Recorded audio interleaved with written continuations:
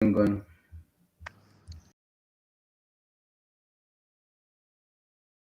How is your day? No, Because my I day can see is yours is good. very much It's smooth. been ups and downs, but it's been good though. Mm. So, how you feeling with the resumption of the EPL coming back? I'm looking forward to it, of course. You know, but for some weird reason, the anxiety is no more there as much as it was before now. I guess Mm-hmm. to an extent, I've gotten used to not having the Premier League around. But I know it's coming around, but I don't feel as eager as I felt as much as I missed it. Is it because of the fans or what? No. I don't know. Maybe time and chance has happened now. Time and chance. Mm-hmm. Yeah.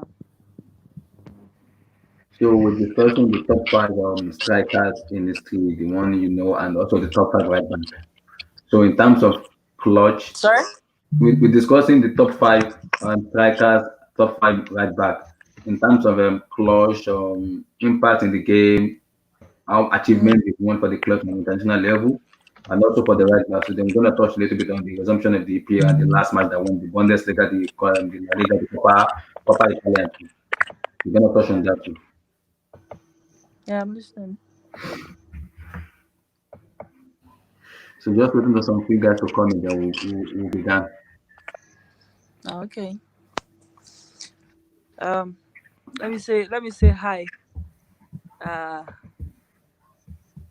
hi to the Liverpool fan in the house. Hi there. Yeah, Yeah, it's go nice to ahead. see you again. Yeah, how you doing? Yeah. Hello. Is there? Is Hello. Yep. Can you hear me? Okay. Let me say hi to him. Yeah. And Hi there.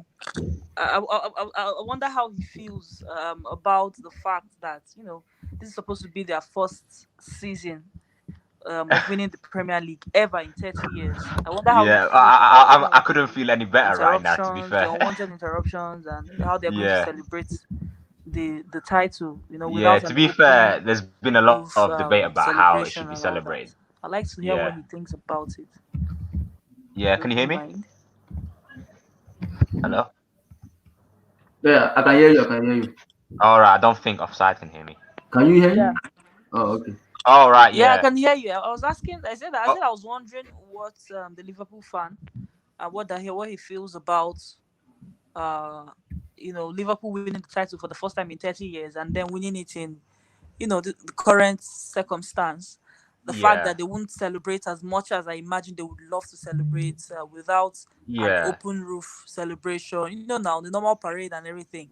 I just want to know if Yeah. he feels like a question mark or a Oh question no, mark is no, not for around me. their title win or will be around their Yeah. I title mean, win this season. yeah. I understand where you're coming from with the That's for the question, Liverpool but fan.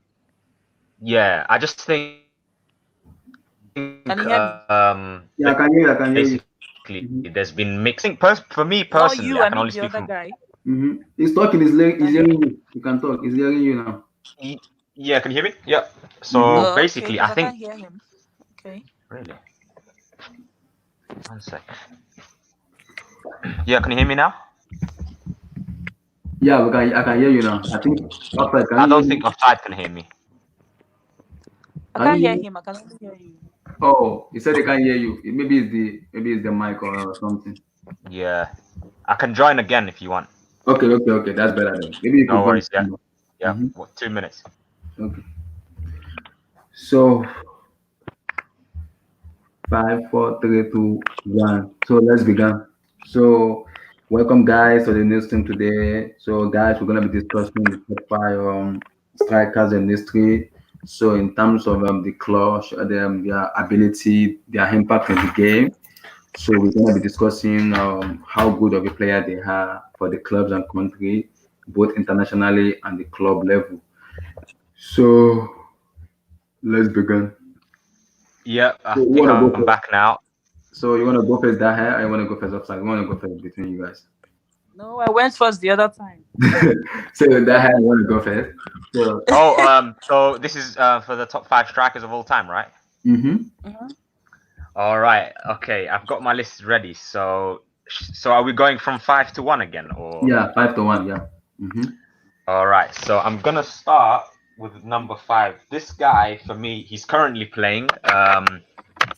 He's also a player who's been involved in a lot of controversy during his career, but the quality and the talent you cannot doubt. I'm gonna go ahead and just name him Luis Suarez. Luis Luis Suarez. Suarez. Wow. Canada Suarez. Yes, Luis Suarez in number.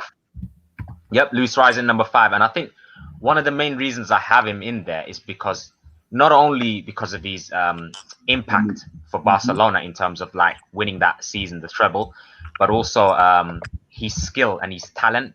Because you Mm-hmm. can see, obviously, when he was at Ajax, he had an amazing goal scoring record, but back then Yeah. it was too early to say whether he would be the real deal. He then joins, yeah, he then joined Liverpool, and then obviously the first season or so he didn't score that many goals, and he was missing chances here and there as well. But for me, I've only put him in this list purely because of his ability as well as his sort of like potency in front of goal. And for Mm-hmm. me, as a Liverpool fan, one season that stands out is 13-14. He was absolutely incredible that season, in my opinion, and it almost felt like the biggest injustice him not winning the title. I mean, people speak about other players like Gerrard, etc. You Mm-hmm. know, but that season for me, he was unplayable. Like he did everything right. You know, in terms of carrying the team.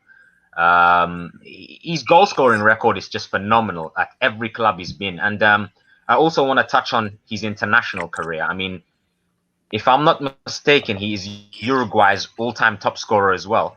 Yeah. And in 2011, people forget that in the Copa America, he was very influential. I mean, Uruguay got it done in the Copa America 2011.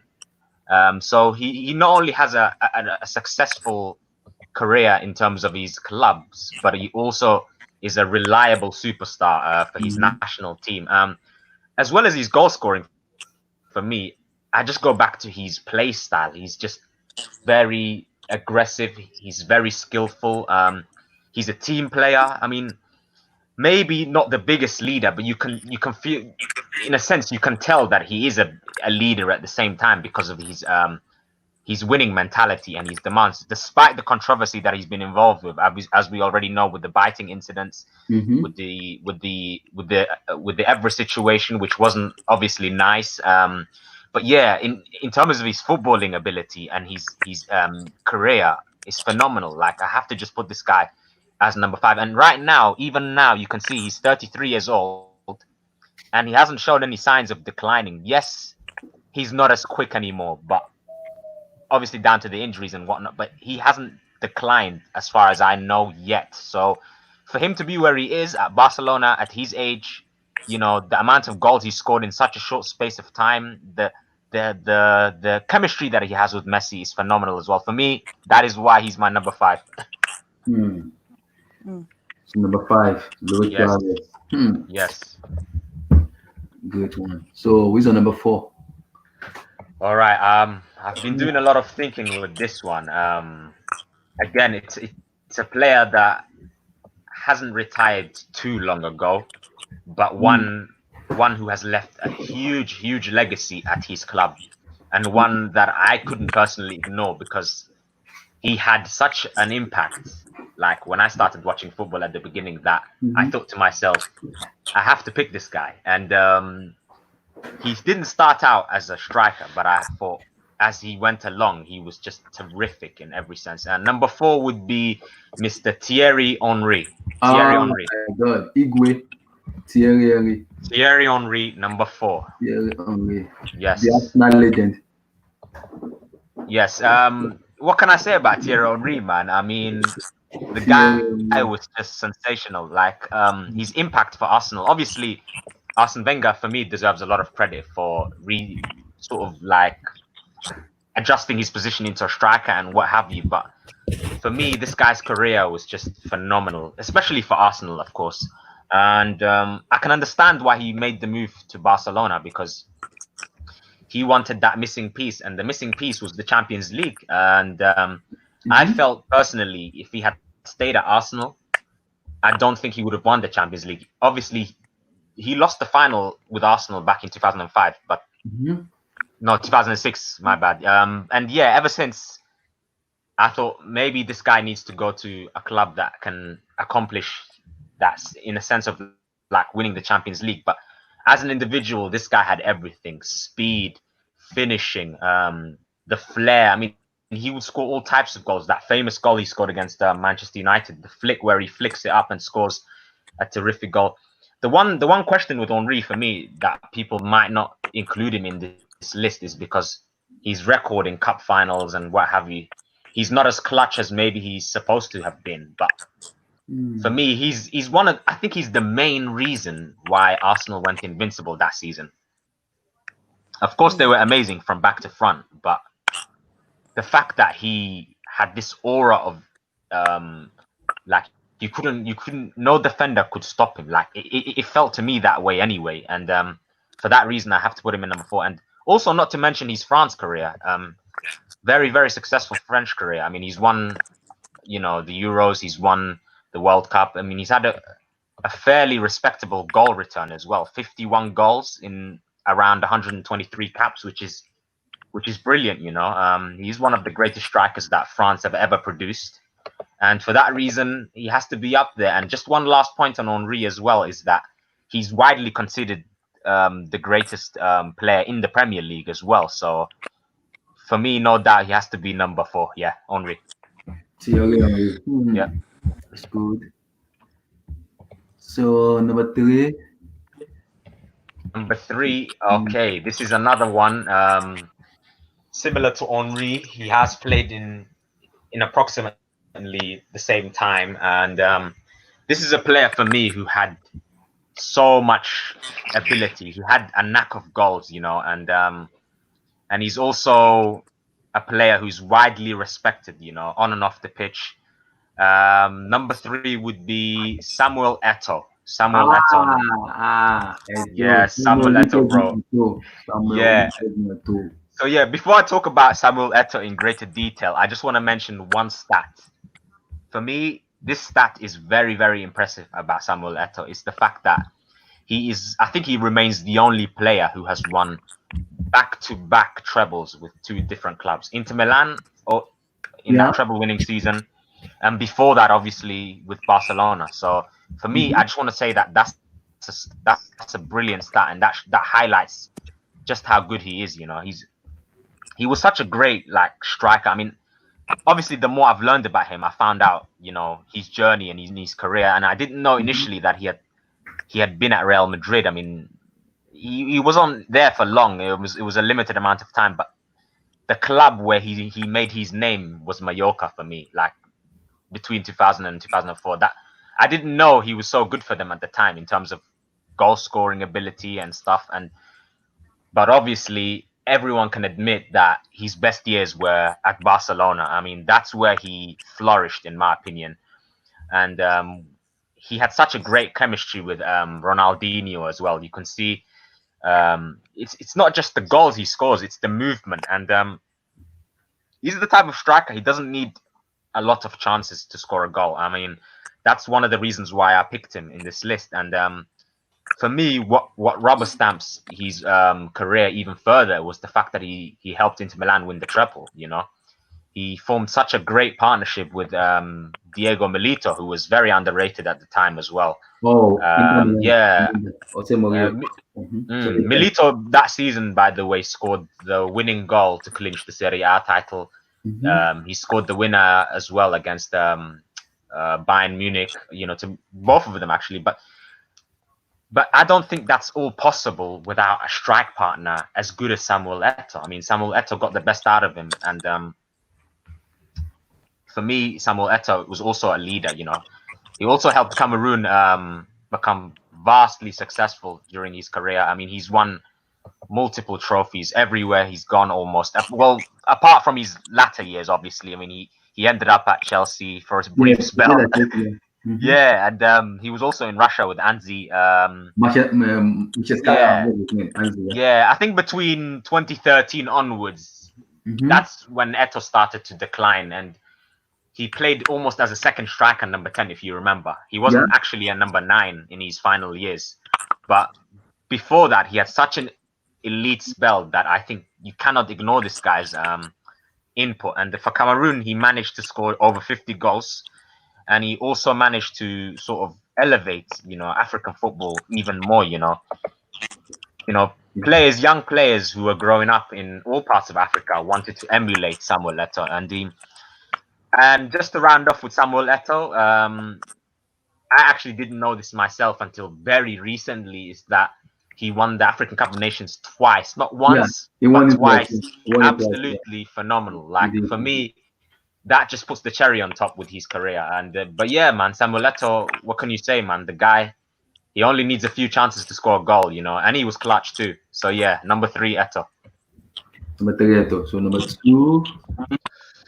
All right, number 2, I'm gonna go for a player who I am not personally too familiar with, or I haven't watched him live, but I just thought it would be disrespectful not to pick him, based on his insane record that he had for his club and country. So number 2 would be none other than a man who's named the Bomber. So it's Gerd Müller, number 2. Gerard Muller. Yes. Big name. Yeah, I mean, the reason why I picked this guy. You guys are spying me, right? Yeah, I mean, the reason why I was in a little tussle between him and someone else. I can't remember who, but I just thought it would be very sort of like controversial not picking this man because he was regarded as one of the greatest players and strikers of all time. And for me, the one reason why I pick him is because of his goal scoring record for Germany, for West Germany back then. And if we are painting Mr. Beckenbauer with the same brush in terms of greatest defenders and leaders, then I don't see why we shouldn't highlight Gerd Müller as one of the greatest strikers of all time. And he scored 68 goals in 62 appearances.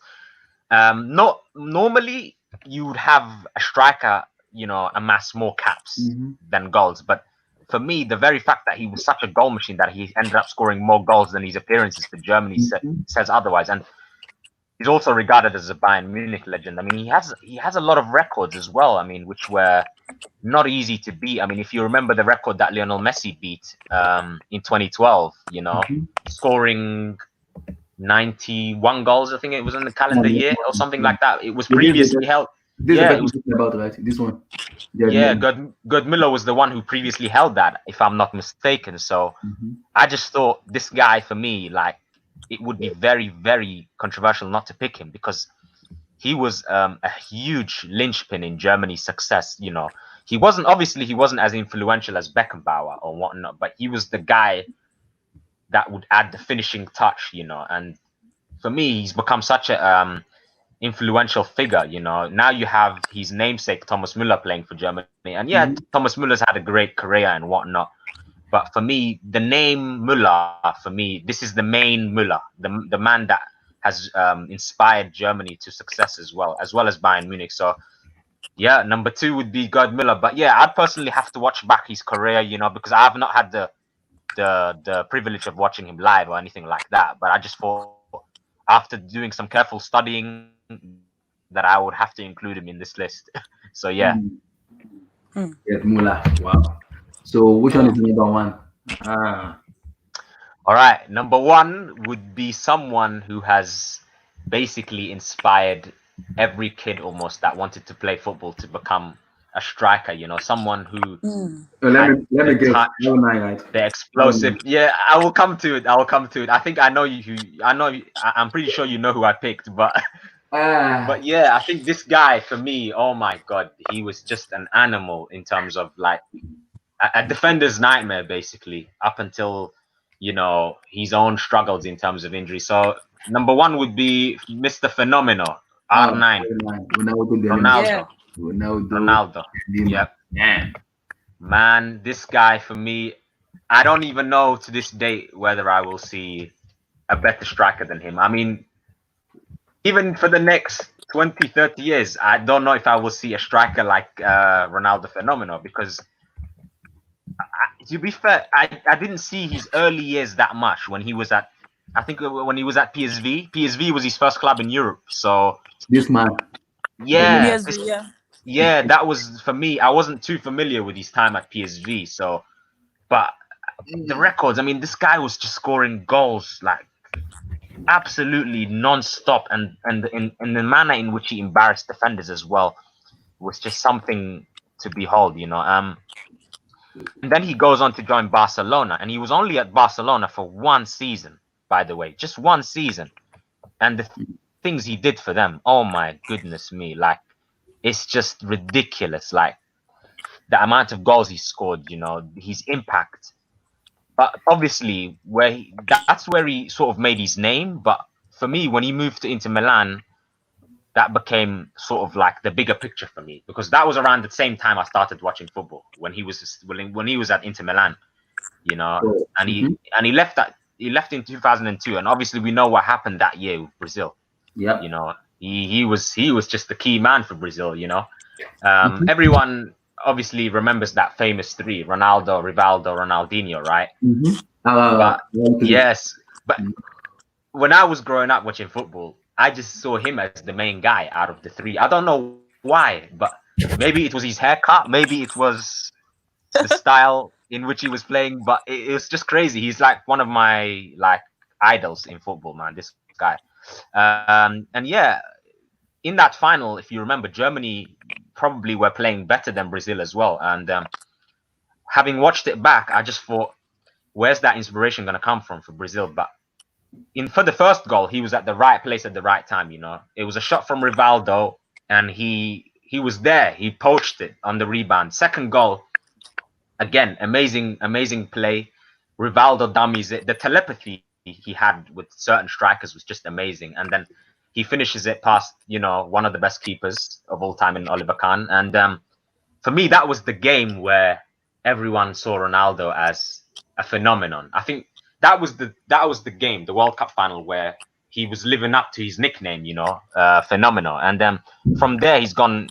Obviously, I think this was post his injury, right? Post his knee Mhm. injury, Mhm. and he's obviously made such a good career since then. Joining Real Madrid, we all know he's done pretty well there. But he wasn't the same. We knew he wasn't the same because of these knee injuries that he had.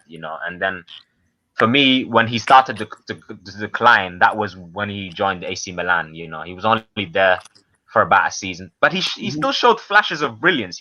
Like Mhm. the step overs. The cool finishing that he would normally show on a week to week basis. So, but yeah, man, for me, the main takeaway from Ronaldo's career is how influential he was for Brazil, how explosive he was before his knee injuries. And I cannot praise this guy highly enough, man. This guy, for me, is the definition of a potent striker who is very successful. And I would say just one last point on Ronaldo, Mhm. the Champions League. I think obviously he didn't, for whatever reason, he didn't win the Champions League. And you have certain players who have this one trophy that eludes them, but at least he will look back on his career with so much success, knowing that he Mhm. was the man who was Brazil's hero in that World Cup final. So yeah, R9. But I think some argument could be made. Yeah, I get Haruna, but some argument can be made with when you talk about Haruna. I think I'm gonna go with Pele. Pele is the Yeah. obvious Mm. answer for that because I think slightly Pele hedged Delima for me. I was Delima a little bit. I Yeah. think I think in the 2000s, 2000 then. Pele for Mm. me kind of So, edged. is this you? Is this you? Are you saying your own first? I mean, number one striker. Is that you saying yours? Yeah. But Nice. I'm not gonna give him mine yet. So, but Yeah. I'm just gonna just kind of do some flashing about what he said. Delima Ronaldo is good, but I think for me, I will go with Pele because Mm. when you talk about striker, when you talk about like in terms of the way they play, for me, Pele should be mentioned number one. A little bit ahead of Delima, just Mm. slightly, not like It's a very tough one, bro, because at the yeah, end of the everybody day, did when it. you look at the different generations they played in, Mm-hmm, Ronaldo obviously played in a time where Serie A was absolutely filled with great defenders, mm-hmm, everywhere you look. Obviously, I'm not discrediting Pelé. Pelé is an icon, for Brazil. mm-hmm, In terms of player, you could argue he's obviously the greatest of all time, and even for his country. But I just think the definition of a striker is like it's like a little bit more detailed. Like with Ronaldo, like you just know he had that variety of finishing. Maybe the skill, in terms of skill, you could pick Pele, but Ronaldo just had this explosiveness about him as well. So it's a very tough one, actually. Yeah, that's good. Good. This a real good point. A real good point. Wow. Especially in his prime. Especially in his prime, he was unstoppable. Good. Good. So offside. Now let's hear your own. Though. Wow. You know, what's his list has actually done. It's made me realize that, or remember that there are so many great strikers that we've Yeah. seen in the game. So many of them. Some of them I didn't even remember, and I may be criticized for not including them in my top five. But it is what it is. So for me, and some of them, of course, he has also mentioned already. I don't know how much. I don't know if I'll do justice. I'll do better than he has actually done in talking about them, but I'll try my best. And for me, Definitely. in fifth place, I'll pick a 32-year-old currently active striker. This is a striker that whenever I realize that my team or whatever team I support will be facing him, I'm worried about what he can do in the person of Sergio Kun Aguero. The That's Conagüero. in fifth place. Yes, that's in fifth place. Now, yeah, he's still active, and sometimes I feel he doesn't get as much praise as he is due. Maybe because he plays for Manchester City, a club that has not done so much on the continent, and one of the clubs in the Premier League that people love to hate, based on the the backing. Basically, let me put it that way. The backing they get, the owners of the club and all that. But I feel he is one of the top strikers I've ever seen. He's a striker that can score from anywhere. He can dribble. He's not just a striker that has his back to go pass the ball to him and he just turn and shoot. He dribbles with the ball. He can score from anywhere. He can play from the wing. He can literally do anything. And it's not just down to he's not a striker that you say, yeah, he's performed under just one manager. He has been consistent every single place he has played, under every single manager he has played. And he has don't forget when he was at Atletico Madrid, that was when he started showing signs of what he could do. He won the UEFA Super Cup with Atletico Madrid, won the Europa Mm. League with Atletico Madrid in 2009, 2010. That was when Atletico Madrid was just when they were still starting to terrorize the continent. And since then they've been consistent, at least to compete. So far, that was their very first title on the continent, 2009, 010, that they won the Europa League. And without Sergio Aguero, of course, we know they wouldn't have achieved what they achieved. This guy, he's 32 years, but he already has three. He has participated, of course, in several World Cups. Yeah, maybe he has not won a title. I think, yeah, he has not won a title yet to his national team. I mean, Argentina is a very complicated case, with Messi and all Yeah. the stars there, the golden generation. But for one reason or the other, I don't know why they just have not won in an international trophy. Maybe because of or partly because of their forward line. Don't forget that forward line is a position that they also have the likes of Higuain, also as a number 9, right? Mm-hmm. So yeah, he may not have had as much impact in the national team because of all the stars they have in that position. But this guy, when it comes to the club football, he has 4 Premier League titles already, not just under Pep Guardiola, right? So you not say it's a case of him being maybe one season wonder or 2 season wonder under just one manager. He won it twice before Pep Guardiola joined the club. For 9 years, he has played with Manchester City for 9. He has been with Manchester City for 9 years. He has scored up more than 400 career goals. More than 400 career goals, 235 of which have been for Manchester City. So it speaks volumes about his consistency. And of course, he has won the English League Cup. That's the Carabao Cup 5 times. One time World Cup runner-up. He has also won the Olympic medal. Um, that was, I think, 2008, 2009, right? Yeah, 2008, Yeah, 2009. 2008. Yeah. Yeah, 2008, 2009 season. That was when he won the Olympic medal. So this is someone that, yeah, whatever they're talking about one of the some of the best strikers in the world.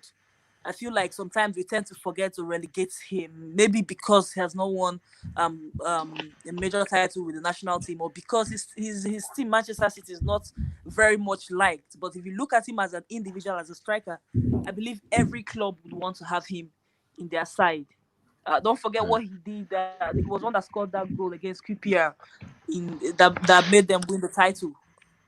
Let's not forget. And the Yeah. funny thing was, in that particular game, it seemed like he had done literally nothing for the side.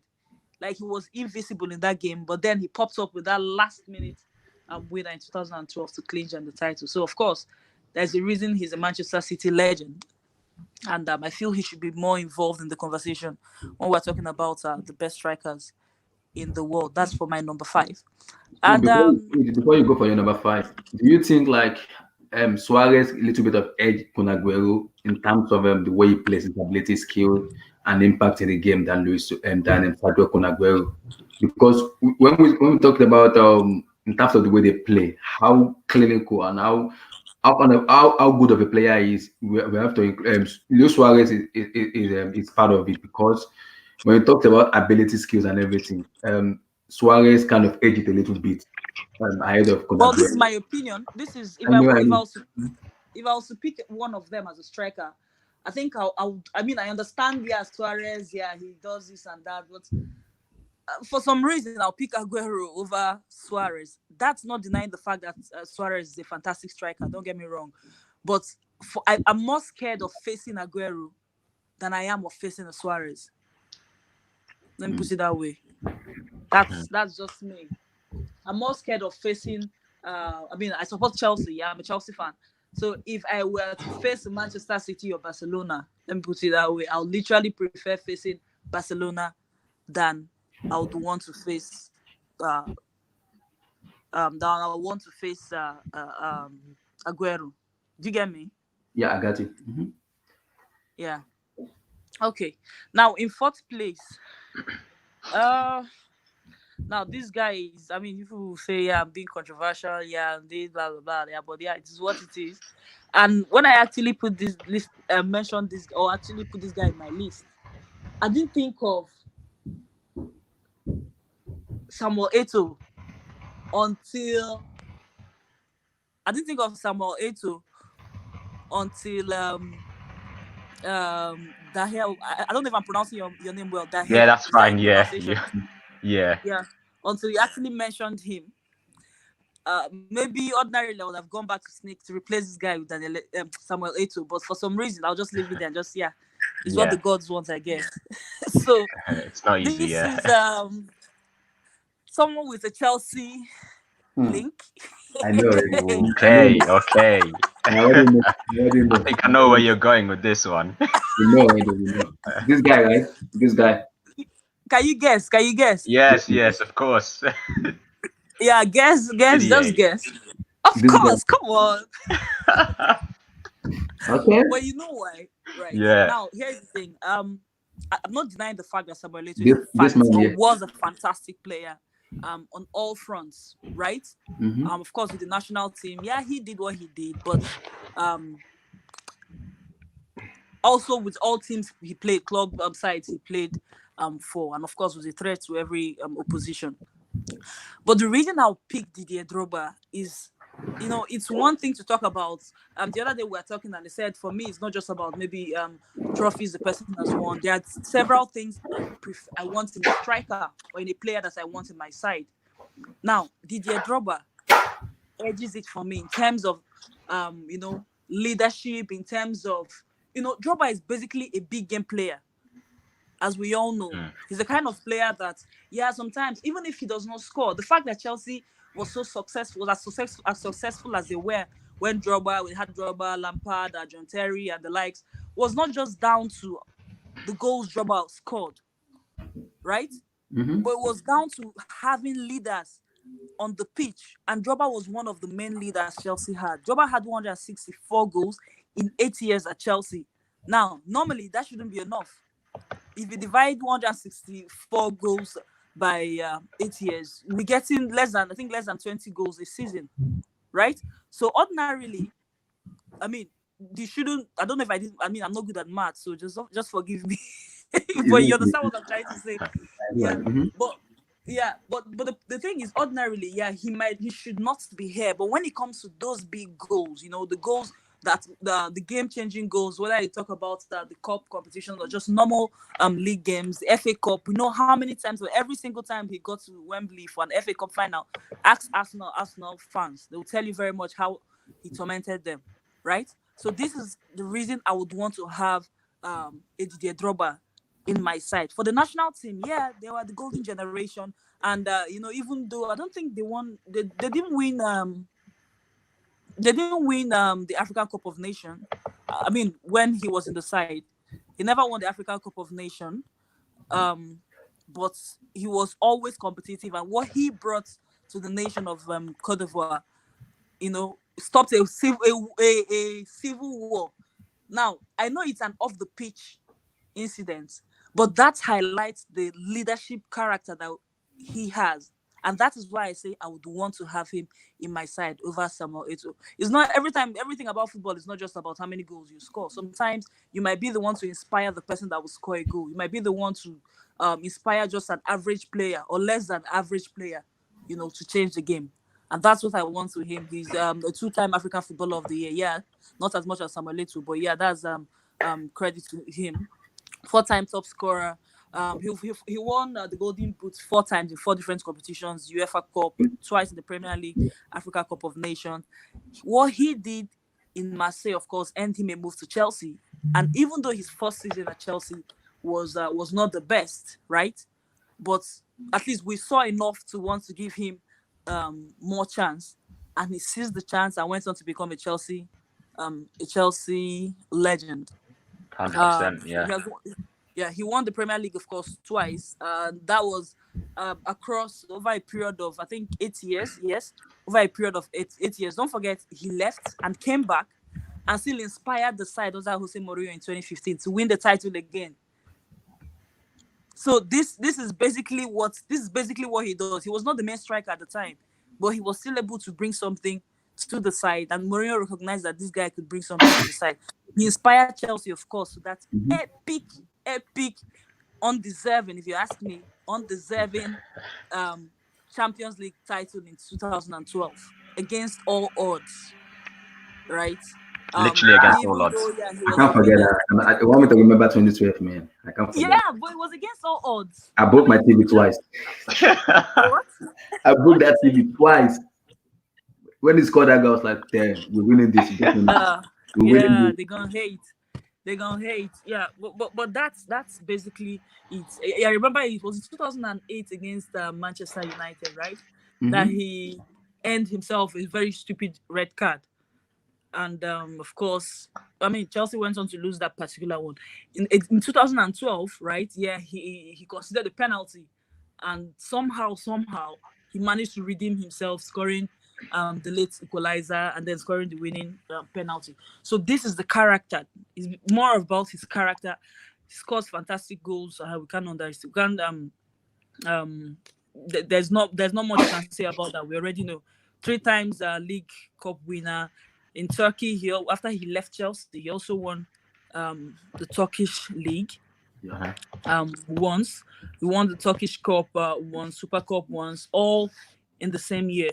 So all these, I mean, I can't go through all his the full list of all his records, but that's the get and that's why I want him in fourth place in my list.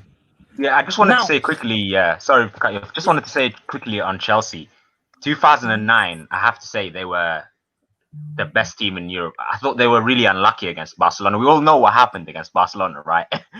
But yeah, mm, ultimately they did end up winning the Champions League, even if it was in a year where the odds were stacked against them, and that highlights Drogba's impact even more. yeah, yeah, hmm yeah.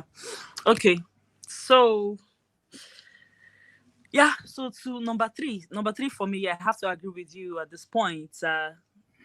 Thierry Henry. Thierry Henry. The guy, yes, the guy is. I mean, it hurts me to say this, yeah, as he's an Arsenal, well, he was an Arsenal player, and of course, he's an Arsenal fan, but you just can't take it away. You should know what it took me to admit that he's actually that good to make it in my top five, but you just can't take it away from him. He had 228 goals in 9 years. 228 career goals. I beg your pardon. That's what he did as a player for not just Arsenal. I mean, most of his success came, or his recognition rather, came from Arsenal and of course the national team. Before you even talk about Barcelona, right? And just as you said, you talked about Thierry Henry extensively. I'm not sure I'll do better than you did, but one thing I want to highlight is the fact that we know that without Thierry Henry, that's Arsenal's 2005, right? 2005 year of Invincibles. They wouldn't have gotten anywhere close to it. The guy was a phenomenal. He was everything you wanted in a player, not just a striker. And that's the reason why till date, he's still arguably the best player to have ever played in England. Not just the best foreign player, but the best player to have Mm. ever played in England. For him to have won the Golden Boots, I think yeah, thrice consecutively, 03, 04, 04, 05, 05, 06. 3 years consecutively in the Premier League. It speaks volumes. And before that, I mean, between 03, 04, I think he missed it. He missed just the season before that and won it 2001, 2002, right? And that was a season, that was a period where, there were brilliant strikers out there, young players, because I think he started with Arsenal in 1999. So for him to have gone on that run for almost for 4 years, right? For Yeah. 5 years, by 1 year, he won the Golden Boot. It speaks volumes about what he can do. Of course, two-time Player of the Year consecutively as well. So he had that period of dominance, not just with the club Arsenal, but also the national team. Who was the eight-time France Footballer of the Year. No, eight-time Footballer of the Year. In France and in England, right? I'm trying to remember. Yes. So this is a player that was not just dominant in just one on just one front. Of course, he won the World Cup, he won the European Championship with France. That was in 2000, in the year 2000. Won the Premier League with Arsenal. Unfortunately, he couldn't win the Champions League with Arsenal, as most players now realize, and he had to move all the way to Barcelona in Spain to win that particular one. Of course, he won two Spanish leagues, and personally, I feel like, yeah, he didn't. He was not. He was no more the focal point for Barcelona as much as he was when he was at Arsenal. But then again, yeah, he still did what he did for Barcelona. Yeah, I think that's basically. Of course, I think he won the Confederations Cup as well for France. The same year or the year after they won the World Cup. A year after 2 years after they won, 2 years after they won the World Cup, if I remember correctly, they won the Confederations Cup, they won the European Championship, and that's much I can say about Thierry Henry. As I said, you did better. Just I don't think there's anything I'm going to say now that'll be better than what you already said. So I'm literally just reeling out the trophies he won, and not just that he won as a team player, but he won as a focal point of the team. Leading the line, actively leading the line. Um, that's for Thierry Henry in third place. Now it gets all the more interesting. My number two is your number one, Ronaldo de Lima. That's the original Right. Ronaldo. Yes. Yes, the original. I don't think there's anybody that's been watching football that will list their top five strikers. I mean, except people that just say we're watching and not list Ronaldo de Lima. That's the original Ronaldo. He's known as the Completely original agree. Ronaldo for a reason, and deservedly so, if you ask me. Um, of course, most people recognize him as an ex Real Madrid player, right? But some people tend to forget that he also turned up for Barcelona.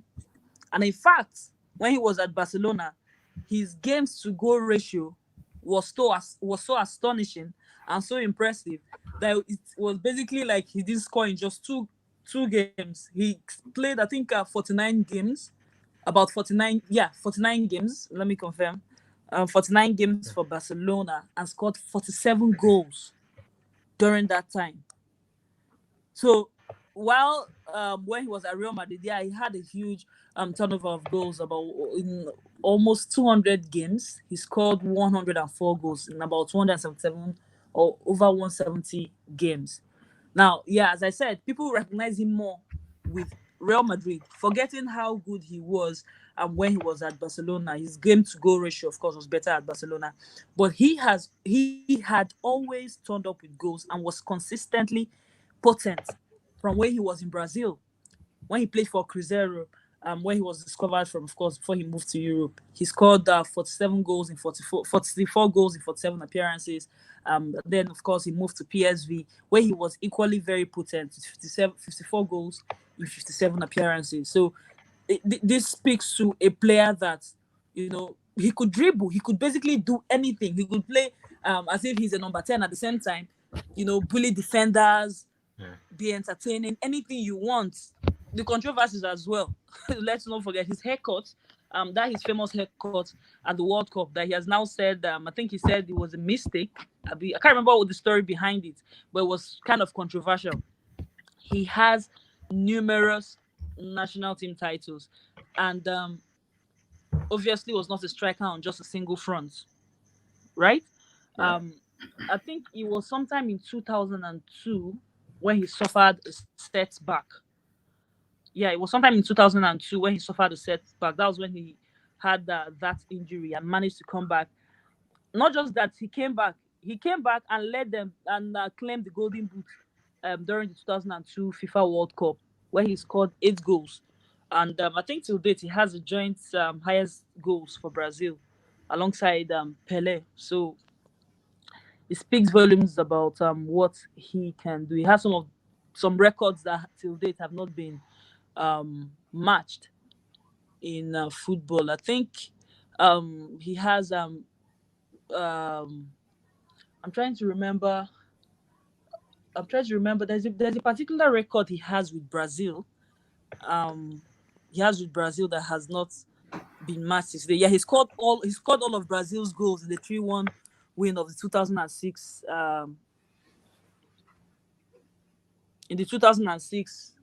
Congo qualifier.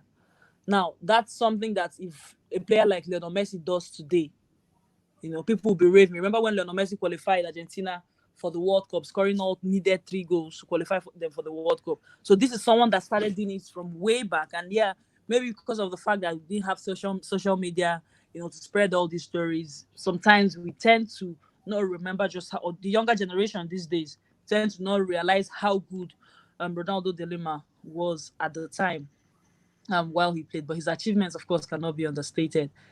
And he's one of the icons of the game. Basically made. I remember when I was younger, then so many anybody you see is wearing a Brazil the Nigerian, literally a Nigerian, but they're wearing the Brazil jersey. Yeah. Ronaldo behind it. Some of them don't even know what or did not even know what Ronaldo looked like. Kids on the streets and all that. They just did not know what Ronaldo looks like. Yeah. How iconic he was. Exactly. Yeah. Some of them, because the TV, it wasn't every family that owned a TV set then, right? Some of these games they just listen to them on radio, but they recognize how big of a player he was. So one way or the other, if they get a second-hand shirt or jersey of Ronaldo, they just wear it on them. They're playing football in the streets. You ask them what's their name, they say their name is Ronaldo. You get. So that was basically how much he inspired the younger generations then at the time. So credit to him, and it would be very much unfair if I don't put him here, and maybe it's a little bit unfair that he's not my number one. But my number one, my number one, this is interesting. hey, you want to guess? I don't think I'd be able to. You said?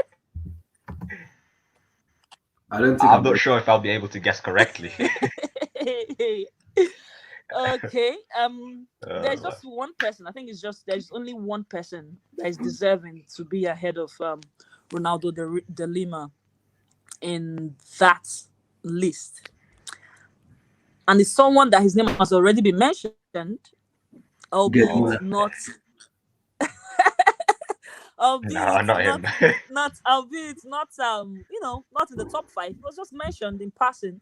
In passing, I would say, unfortunately, or rather, the person that mentioned his name, was not supposed to mention his name, and that's Pele. Ah.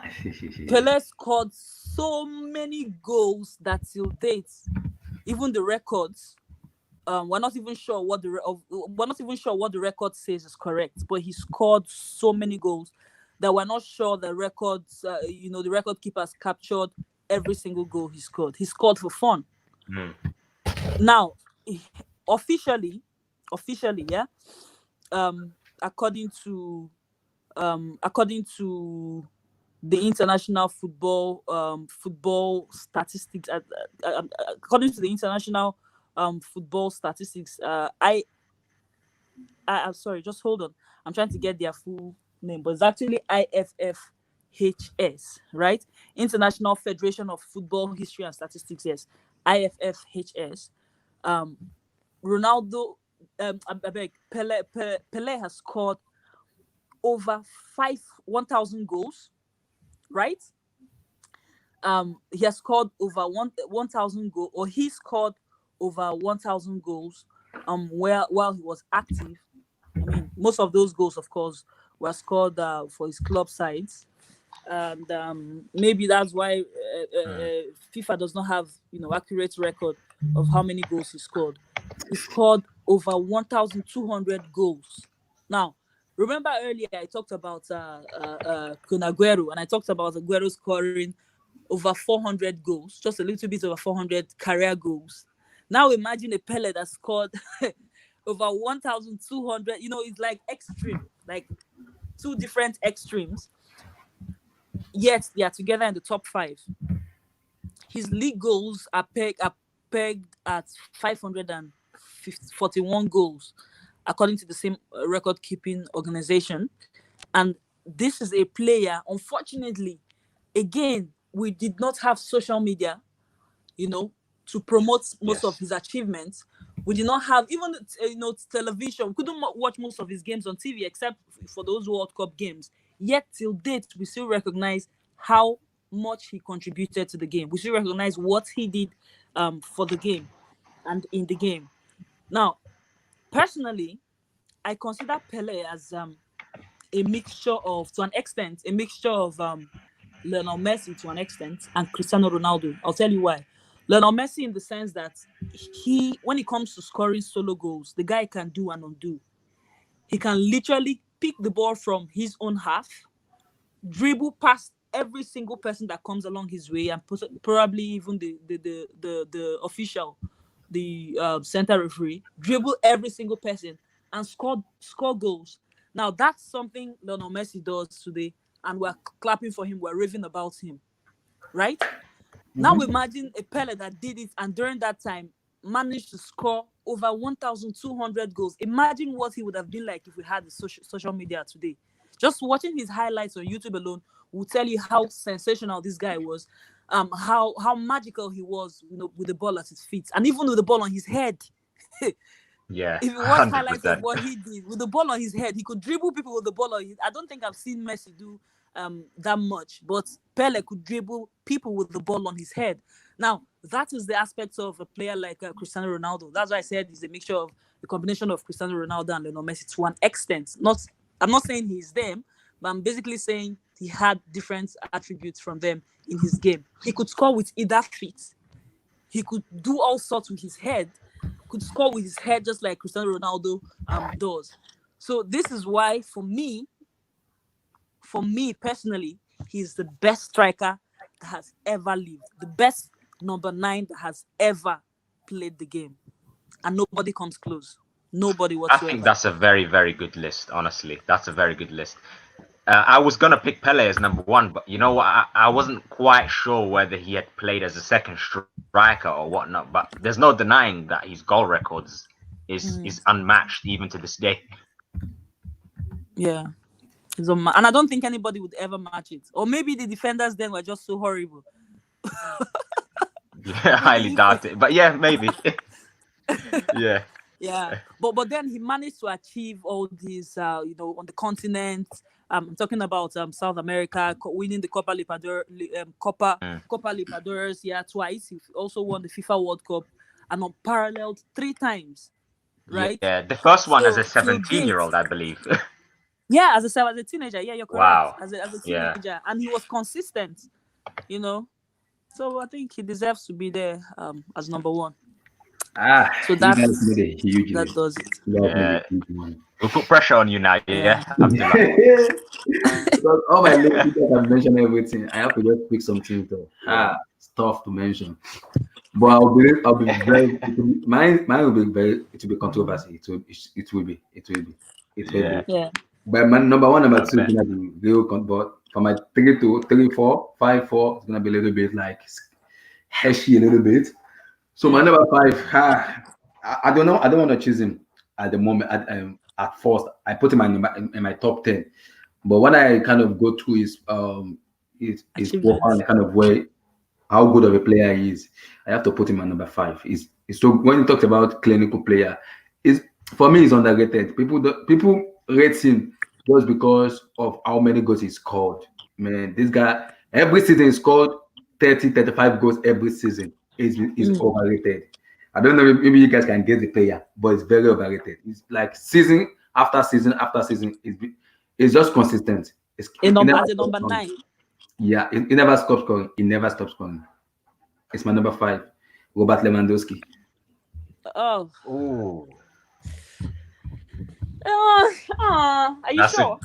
Yeah, And I'm a big Levy fan as well, but that's a big one. That's a big shout. Robert Lewandowski, number 5. What this guy does for Bayern, what he does for Bayern. When he was even before going to Bayern, when he was in Dortmund, this guy is just phenomenal. Germany is the farmers league. Yeah, but it's a farmers league. But this guy is people doesn't rate him that high. But this guy is fan. When he talked about clinical, Robert Lewandowski is very, very clinical. He's very, very clinical. Lewandowski is very good player.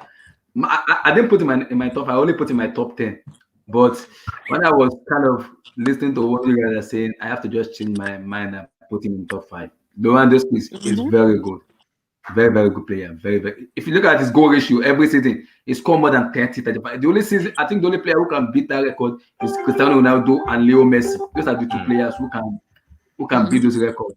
Lewandowski has been phenomenal. He's been very, very good. People doesn't rate him high because he played in Bundesliga, it's a farmers league.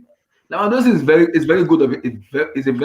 When he talks about striker, you have to put Lewandowski in. You have to just put him in it because he's just too good. He's just that good. Lewandowski is very, very good. So that's my number 5, Lewandowski for me. My number 4. It's tough for me to choose, but like I said, it's gonna be controversial. There's gonna be controversy in this. My number 4. Gonna be huge one. I was decided to choose in between 2 players. I can't kind of put my head together on it, but in his peak for me. For me, is the best number 9 in the peak. For me, is the best number 9. Henry? In his peak, okay. I'm controversial, but in his peak, my goodness, is very, very good. It's Fernando Torres. Fernando Torres. Come on, man. Torres. Yeah, Fernando Torres is very, very in his peak. Oh my God. His peak in Atletico de Madrid. How long did this peak last again? Remind me. Nah. Torres for Liverpool, it lasted. Yeah, no, I can't disagree. For Liverpool, No, from Atletico de Madrid to Liverpool, those years, consistent level. Torres is very, very consistent. It's been very consistent. People doesn't rate him high, but Fernando Torres has been very consistent. When he moved to Chelsea, was when he was having a problem. But when he was in Liverpool, this guy pops off every time. I can even remember how many clutch goals this guy scored. Liverpool against Man United, Chelsea, Arsenal. This guy he never stops scoring. That's how good of a player he is. How good of a player he is, Fernando Torres. That's how good of a player he is. He's just too good. Because like people doesn't rate him that much, but Fernando Torres is very good. is very, very good. People don't rate him that this no Torres is very good because in Liverpool, people don't say because it's Liverpool. No, Torres is good. It's very good, but people doesn't rate him more because his career doesn't like way of Suarez, Aguero, Lewandowski, and this. But when you watch Torres, a pure number 9, you have to choose Torres in it. When you talk about a pure number 9, you have to put Torres because he's that good. Even in the World Cup, if you remember the World Cup and the Hero, Torres scored goals for them. He scored goals. I think he plays with, I think it's David Villa together or maybe partner David Villa together. He scored a lot of goals. Yeah, it doesn't. People doesn't rate him that much, but this is very good. Fernando Torres is very, very good. Yeah, just to add, he scored the winning goal in Euro 2008, and he also scored in. Yeah. So people doesn't rate him that much, but for me, when you talk about pure striker, you have to include in. But we seem to remember his time at Chelsea the most. I don't know why. Yeah, I remember. Yeah, people remember his time at Chelsea. So obvious. Bro. To be honest with you, I would have had him in my top 5 as well. I just got so sidetracked by how his Chelsea spell went, and then onwards after that as well. But yeah, man, it's not a bad pick. And when he was on Atletico Madrid too, this guy was just scoring. He never stopped scoring when he was at Atletico Madrid. He never stopped scoring. He keeps scoring.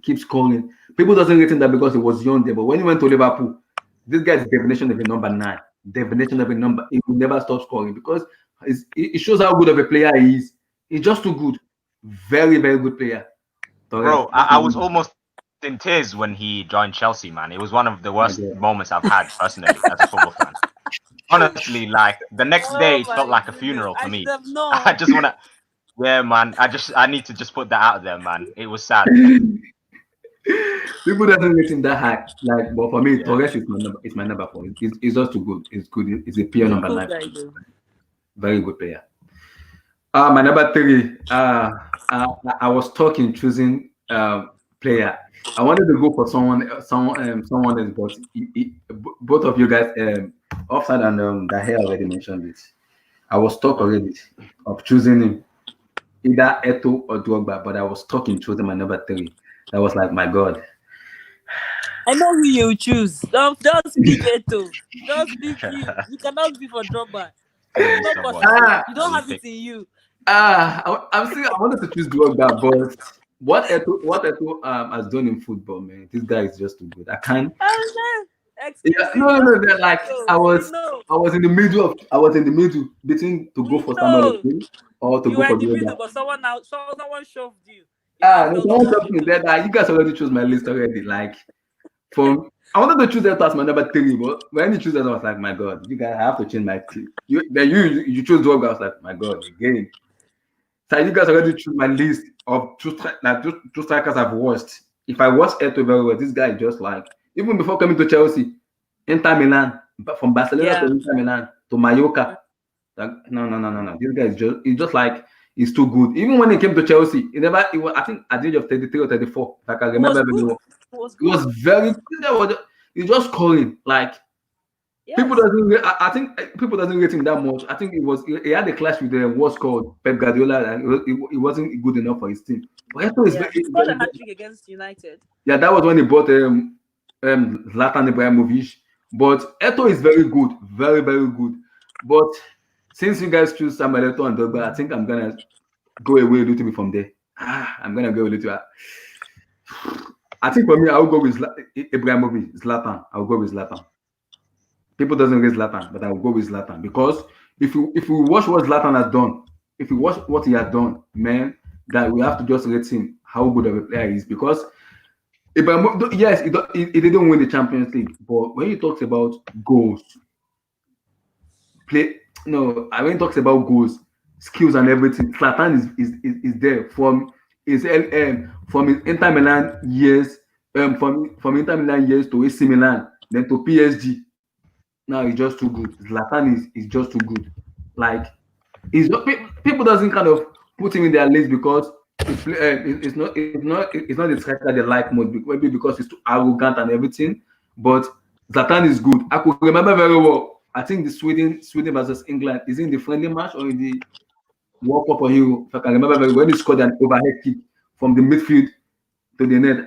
I think it's the friendly match between England when they won England. Zlatan is he just like he could score from anywhere. Ibrahimovic can score from anywhere. Anywhere you put him, he can Mhm. score. He Yeah. just he can score any distance you put him. Zlatan will just pop him and score. It's good. Yeah, it may be arrogant with the way he does stuff. I'm God. I'm this. I'm that. I'm that. But Zlatan is good. Zlatan He's a Ibrahimovic. bully. But Ibrahimovic is good. It's good because yeah, his bully is this, but it's good for me. Zlatan is very very good. Of a player for Bro, me. I just want to say on Ibrahimovic, he has one of the best highlight reels in terms of goals, man. Mhm. Some of the goals this man scores is just it's just memorable. It's not like he can score from anywhere, overhead kick, anywhere, any Yeah. distance. We want him to he will score goals. I can remember he was competing with Ronaldo. I think it was in Hero when Ronaldo scored 3 goals. He scored 3 goals also. Is it was it in the Hero 2008 or the 2012? I'm not sure. When it was scored, when Portugal knocked out Sweden, if I Mhm. can remember very well. It was just kind of he's just too good. He scored from any Man, that goal against England. You remember the goal England. against England? Mhm. Yeah, the overhead kick Oh against my England. word. Yes. That over. Oh my. I would never forget. Never. Yeah. That goal. I think that's one of the best goals I've ever seen. Yeah. Yeah. He just too Ever. good, man. It's not like Unbelievable. that overhead kick he scored against England. That goal, just too good. So my number three is Zlatan Ibrahimovic. Ibrahimovic is my number three. My number two, it's tough to choose. I'm stuck in the middle of my number two because I wanted to choose Delima Ronaldo as my number two, but Delima Ronaldo was my number one before choosing Pele. But I think I'm gonna go my number two with Delima because when you watch Delima plays very well, how good of a player he is. In terms of when you have Rivaldo, Ronaldinho, you have Delima in it. Those three players are just too good. Those are the fear factor in football when you have a player. Because when he talks about how before he gets injured, this guy he keeps scoring it week in and week out of a player. I think people rate Pele ahead of Delima Ronaldo, which I sincerely understand. But when you watch Delima Ronaldo play very well, oh my god, you have to rate this guy high. You just have to rate him high. You just have to rate him high because no before getting injured, like when he was in the early 2000 and 2000 when before getting injured, this guy was just scoring week in week out, week in week out, week in week out, week in week out. Like his consistent level is above everything. He just like he never Delima Ronaldo can't stop scoring. People can say he won Delima. When he talks about leadership, skills, ability of a player, you have to put Delima in it because he's good. He's very, very good of a player. People kind of, I want my role model to be this, I want my idol to be this. When he talks about phenomenal Ronaldo, you have to put his name there. Delima. People also kind of know that people just kind of R9, Ronaldo Delima. He's just too Mhm. good, man. Very, very good of a striker. Like that's my number two, Delima Ronaldo.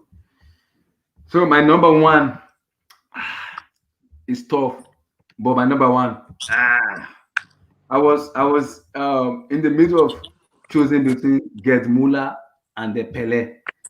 But I think I'll go with Pele for my number one. I'll go with Pele as my number one because this guy, I have no question, I have no word about this man. I just have no word about him. Like I have no word about this man. He just like no pure goal scorer. I have no word about this man. This guy won Ballon d'Or. I think like he won Ballon d'Or just like winning European trophy or just winning what's called the domestic trophy. This guy just keep winning trophies individual and collectively. Like he's just too good. Like oh man, no, like he won the is it the Copa Libertadores at the age of 17. Like he won it back to back, back to back, back to back. You have to just rate him high. People may say Delima hedges Pele a little bit, but for me, Pele is my number one because in terms of the way he plays, how good of a striker he is. Like in those years, yeah, I think those defenders in those years, maybe they're kind of poor in terms of the way they defend, but for him scoring those kind of goals, he scored as a striker. You have to just give him the credit. You have to just give him the credit. How good of a player he is. Pele for me is my number one. 100%. I think with my list as well, I think I was gonna either take out Henri or Suarez just to have Pele in there. But I thought maybe he didn't fit the definition of a centre forward as much as the others. But yeah, man, Pele for me, yeah, he would be up there. Yeah, people may rate Delima will not do either of Pele, but for me, Pele is there. Pele, you have to just Yeah. rate Pele because it's just too good. So we're gonna go to like the top five right back. You can Okay. I was This deciding about using Top the left five back, what? but right back, Ah. right back. Yeah. Yeah. Okay. you want to go Do I first have on this one? do I have a list for that? Top five right back. Okay, let's see. Ah. Right back. If you want, I can go first as well on this one. Yes, please. I don't have a list. I don't have a list for that. Yeah, I mean, I've just thought of like 5 off the top of my head. Anyway, Uh, all right. Top five right back. they're not really much. Okay. Okay, so I'm gonna start off with number 5. This is a player who is currently active. You'll be surprised, but is very, very, very capable in this position, and he's also enjoyed a huge amount of success with his club. It's going to be a slightly controversial one, especially if I think of many right backs later on who are obviously have had a more accomplished career. But I just think I've picked him more because of his style, you know, and how consistent he has been. I'm going to go for Real Madrid's Dani Carvajal, number 5. Dani Carvajal.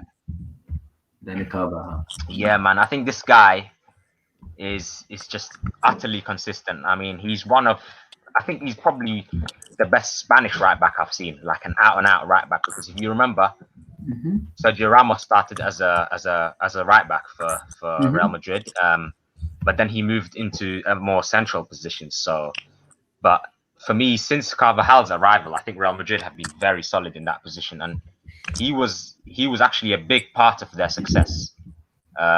You know, in winning those back-to-back Champions Leagues, you know, 3 times in a row.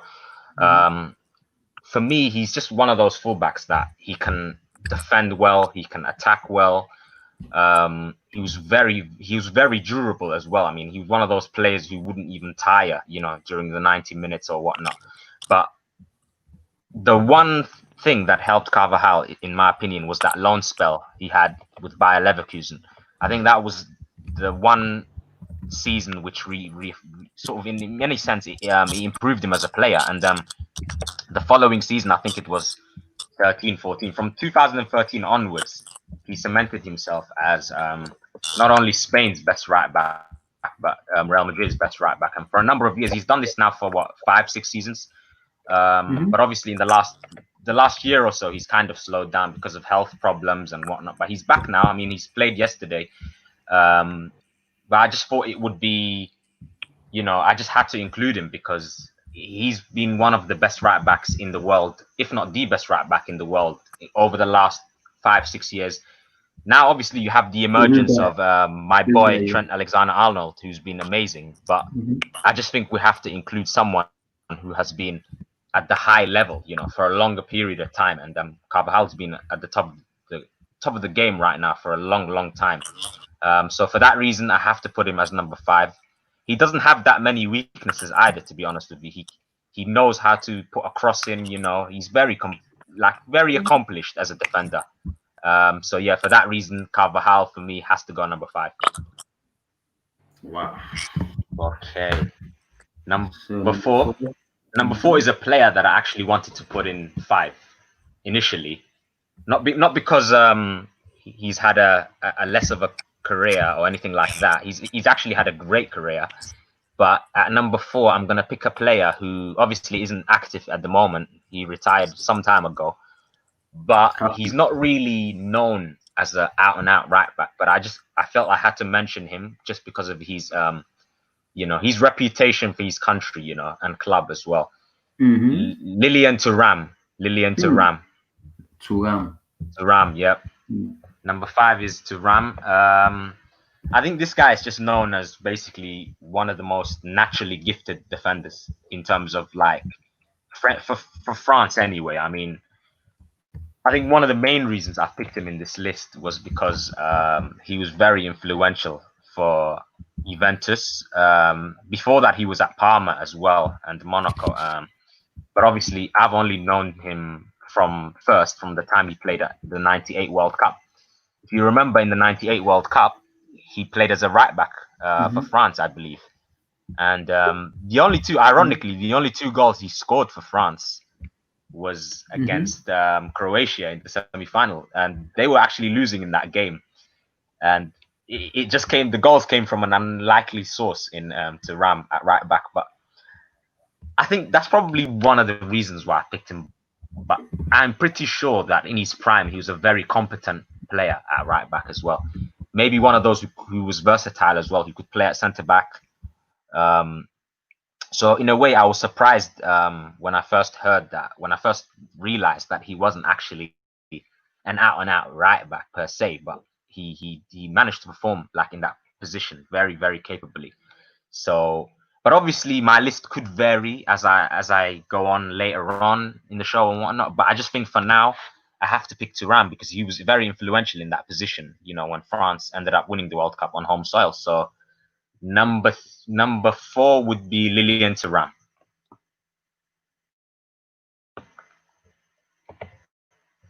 Number 3 is gonna be Lilian Thuram as number 4. Number 3. Okay, number 3. Okay, shall I go ahead with number 3 now? Okay. This is a player again who, for me, when growing up, was known to be the main man, at right back, one who was not only accomplished in his role, but also a leader, You could see him as this player who was not only a very good leader, but also someone who enjoyed his football, someone who played with a smile on his face, someone who was like very, very, very well respected in his nation. And that man would be Cafu. Wow, the Brazilian player. Yes, Cafu. Cafu at number 3. I think me, obviously, when I first started watching football, he was like one of the main like heavyweights I've heard of in terms of right backs, and I initially started watching him more when he was at AC Milan, but as I've gone along in terms of watching football, I've realized that he actually made a huge name for himself at Roma. That was his first Italian club, where he actually made his name in terms of like, catching the eye, for everyone to see how good he was in Europe. And the man for me is just a born winner. Like he's a leader in that role as well. He's one of those players that you look at, growing up and thinking, yep, Cafu, it just comes to you immediately, in that position as a right back. He was regarded as one of the best fullbacks of right back of all time anyway. And he was dynamic, he was hardworking, he was a player who led by example. And I'm not sure if you remember that skill he pulled off on Pavel Nedved as well, where he done that flick, he was quite skillful as well at times, and he wouldn't, he's the type of right back that wouldn't lose many duels, 1v1, he was very good as well. And just to add on top of that, he captained his team to World Cup glory. I mean, what better way to, round off your career, than doing that. I think he's had a sensational period for AC Milan as well. He was one of the main reasons why Brazil was so solid at the back. And I'm pretty sure he could have been versatile too, but I just thought playing at right back became almost like second nature for him. I don't think he was the most attacking fullback in the world or anything like that, but he performed these main roles like perfectly fine, in my opinion. So in that position, I would have to include Cafu in my number 3. Cafu, wow, that's good. Cafu, yeah. Okay. So the number 2. All right. I just want to say before I get to number 2, this player is literally one of my favorite players of all time. Wow. Like he's someone you look at. He's not the most aggressive. He's not someone who constantly shouts on the pitch. He leads basically by example in terms of, how he performs on the pitch. His teammates follow him. He's again, he's a player that can play multiple positions as well. So number 3 would be Philip Lam. Philip Lam. Lam. Number 2, actually, yeah, my bad. Number 2. Lam. Number 2, Philip Lam. That's what his name, right? Lam. Is he right? Yeah, that's it. Yeah, Lam, Lahm. So yeah, basically at the start of his career, he wasn't actually playing as a right back regularly. He was actually a left back. I mean, he started out his career in Stuttgart. Not at Bayern actually, but he was loaned out to Stuttgart in that 03 or 04 season. I think he was at Stuttgart, and that was a key spell for him. Like, it was similar to Carvajal basically, where he joins a club on loan to get those minutes, and then he comes back to his home club, and he ends up becoming a legend. And since he's come back to Bayern Munich, he's just cemented himself as not only one of the best players in Bayern Munich's history, but also one of the best players in his position ever. And he's just gone on to become an example on and off the pitch. Obviously, I'm not sure if you remember, there was this controversy with him and Ballack at the time with the German national team in terms of becoming a captain and whatnot. But I just think he let his football do the talking. He was one of those players who was very, very professional in every sense, but not only professional, but very, very capable player on the pitch. And the only reason why I pick him as well, not only because he was a great right back, but because he was very much admired in other positions as well. Pep Guardiola used him in a midfield position. I mean, he even claimed that Lam was one of the most intelligent players that he's worked with. So for that reason alone, he would easily make this list. And again, similar to Cafu, he is a World Cup winning captain as well. I mean, he was phenomenal in that World Cup in Brazil as well. And he didn't. At times, there were times where he didn't really need to do as much defending because Germany were so dominant in games. But Lam, for me, is like one of those players who was very, very focused. Even when his opposition player would try to beat him in a one-on-one, he knows, he anticipates things. And again, just to round off with Lam, he's a player that actually hasn't been sent off in his career ever. He has not been sent off, not a single red card, which is, again, it's a very, very impressive stat, because usually as a defender, you would get at least in your career between 10 to 15 red cards, maybe more. But for him not to get a single red card, I mean, that highlights how accurate he was with his tackling. I mean, he did give away a couple of tactical fouls and whatnot, but for that reason, he just has to be number 2. Arguably number 1. But for now, I would put him at number 2 because of how versatile he was. Wow. So who's your number 1? All right, number 1 is someone who was absolutely ridiculous, on both aspects, not only his defending, but also going forward. He had a lot of flair, I mean, he's a player for me that he can also play in another position if he wanted to, because he had the ability to, to not only play as a fullback, but, the touch, the passing, the intelligence, the link-up play. So yeah, this is a player I think that needs no introduction. Dani Alves. Dani Alves. Dani Alves, yes. Dani Alves. My goodness, this guy. I think this guy for me is a right back I don't think we've seen for a very, very, very long time, in terms of Alves. Yeah, the way he expresses himself on the pitch is just crazy. I mean, I first started to watch him when he was at Sevilla, actually. He was at Sevilla, and that was for me where he made his name. He joined from his Brazilian club, Bahia. Yeah, he first joined Sevilla in 2002, and I was watching this guy the first time, and I was thinking, who is this guy? Like, the way he's playing, I mean, he was playing with an expression that was very much attack-minded. Like, he wasn't your typical right back. Yep.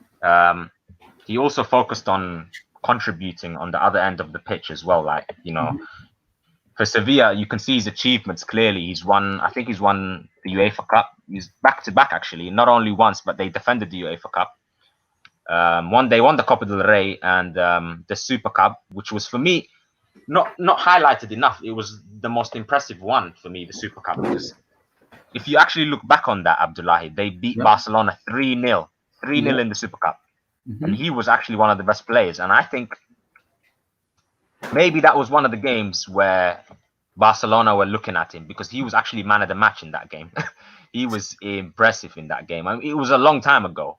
And then obviously he ended up making his move to Barcelona. Yeah. And that's when it started to really, that's when the world started to finally see that, yes, this guy's for real, man. This guy is for real. And the link up he had with Messi at times, it was just brilliant to watch. You know, he was a massive part of the Barcelona side, which won the treble. You know, that season, because he made everything so easy. You know, the pass and move. You know, I mean, he would overlap constantly as well. I mean, he was not an easy right back, you know, to play against, but also as an opposition player, he was not the easiest to defend as well. You know, and in terms of trophies, this guy, I think he's one of the most decorated players of all time in terms of trophies won. Like, he's won so many trophies. I mean, I can't remember off the top of my head what the figure was, but it might just be that he's won the most trophies as a footballer. I mean, he's the most decorated footballer, arguably. I mean, and then you remember him going to Juventus. I think after several seasons with Barcelona, he joined Juventus, only for one season, of course. I don't think it was the best of seasons for Alves, even though he was very key in helping Juventus reach the final. But then we all know what happened in the final. There was an outburst between him and Bonucci. I think you may remember. But so that led to his exit. But then he goes on to join PSG, you know, just to win more trophies, I suppose, to add to his career. And then surprisingly, I think it was last year in the Copa America, Brazil actually won the Copa America, and he was a part of their team, you know, the part of the team that won the Copa America. At the age of 37, for me, it's impressive, because you look at fullbacks or you look at defenders in certain positions and you think normally they would start to decline at 33 or 34, right? But with him, he's just gone on.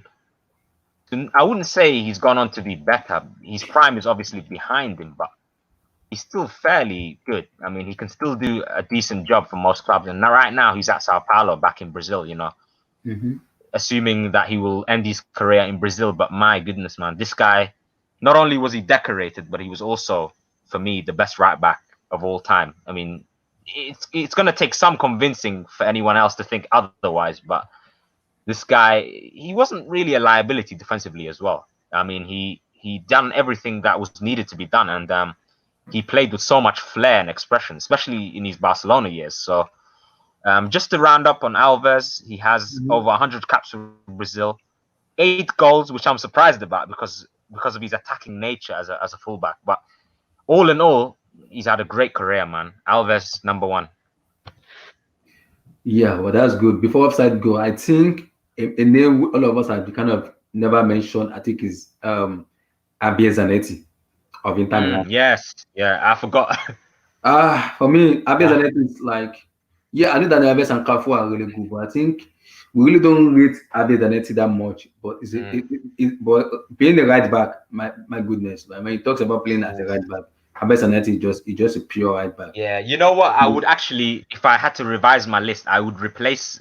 I will take out Lillian to Ram or Carvajal and replace Zanetti easily, if I had to revise my list.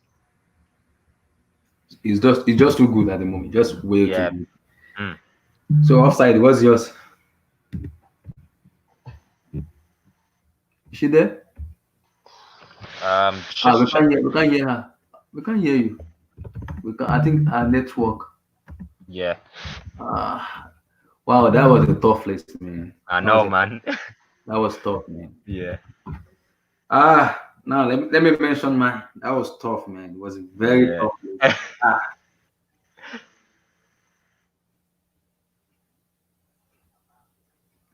Stop. Let me mention mine. My number five in terms of right back. Uh, okay, after I said she wants to drop her own name because of the network. So I think we're gonna Yeah. a little bit about the network. But let me just continue with my own before she finishes dropping her own. Mm. So my number five right back at the moment is it's tough to choose from, but I will go with uh it's tough to choose right back. Hmm. But number five, in which I have watched and I've seen very, very well. Me, I have watched like there are different right back at the moment in the world that people kind of watch. But the one I have seen with my eye, like when it talks about good players and everything, like I've seen, and Anish is here. Hey, Anish, Nice. how you doing? Fucking How you doing, brother? break. So for me, the one I've seen, the right back I've seen most is my number five. I'll go with Carvajal, Danny Carvajal for me. Danny Carvajal for me. The reason I choose Carvajal is when you talk about Carvajal, the way is like is consistent level with Real Madrid and everything. Like it's been very very good. I think when you talk about the three Champions League they won. I think Carvajal is a very pivotal player in winning them. And the people will say Cristiano Ronaldo and this and that, but and Sergio Ramos. But Carvajal is for me is arguably for me top five right back at the moment because he's just too good. Carvajal is just like way too good of a player because there's no way you're gonna choose a top five defender that you won't choose Danny Carvajal in it. No, no, there's no way. Except maybe you really don't want to maybe you don't want to really support football, but Danny Carvajal for me is my number five because he's a definition of the right back. He's just too good. Danny Carvajal, no, he's just too good. Like when you talk about the defender, you have to put Carvajal in as your number three because he's a very good player, very very good player. So I think for me, it's still the most consistent right back Real Madrid has ever had. Real Madrid may have like I think Raul Abelua and everything, but I think for me, Carvajal is the most consistent right back that I've ever had because he's very good of a player. People may say they want to choose Raul Abelua, but yeah, I know Raul Abelua is good, but Carvajal is very very good, very very good for me. Very good player for me, very very good. So my number five is Carvajal. So my number four is I will go with Cafu, the Brazilian Cafu. For me, I will go with Cafu, the Brazilian guy, the Cafu man. Like for a player to win a World Cup for his team, and I think he plays for AC Milan too, if I'm not mistaken. I think he played for AC Milan too. So for me, Cafu is my number four because he's just too good as a player. Being a right back, he's just too good as a player.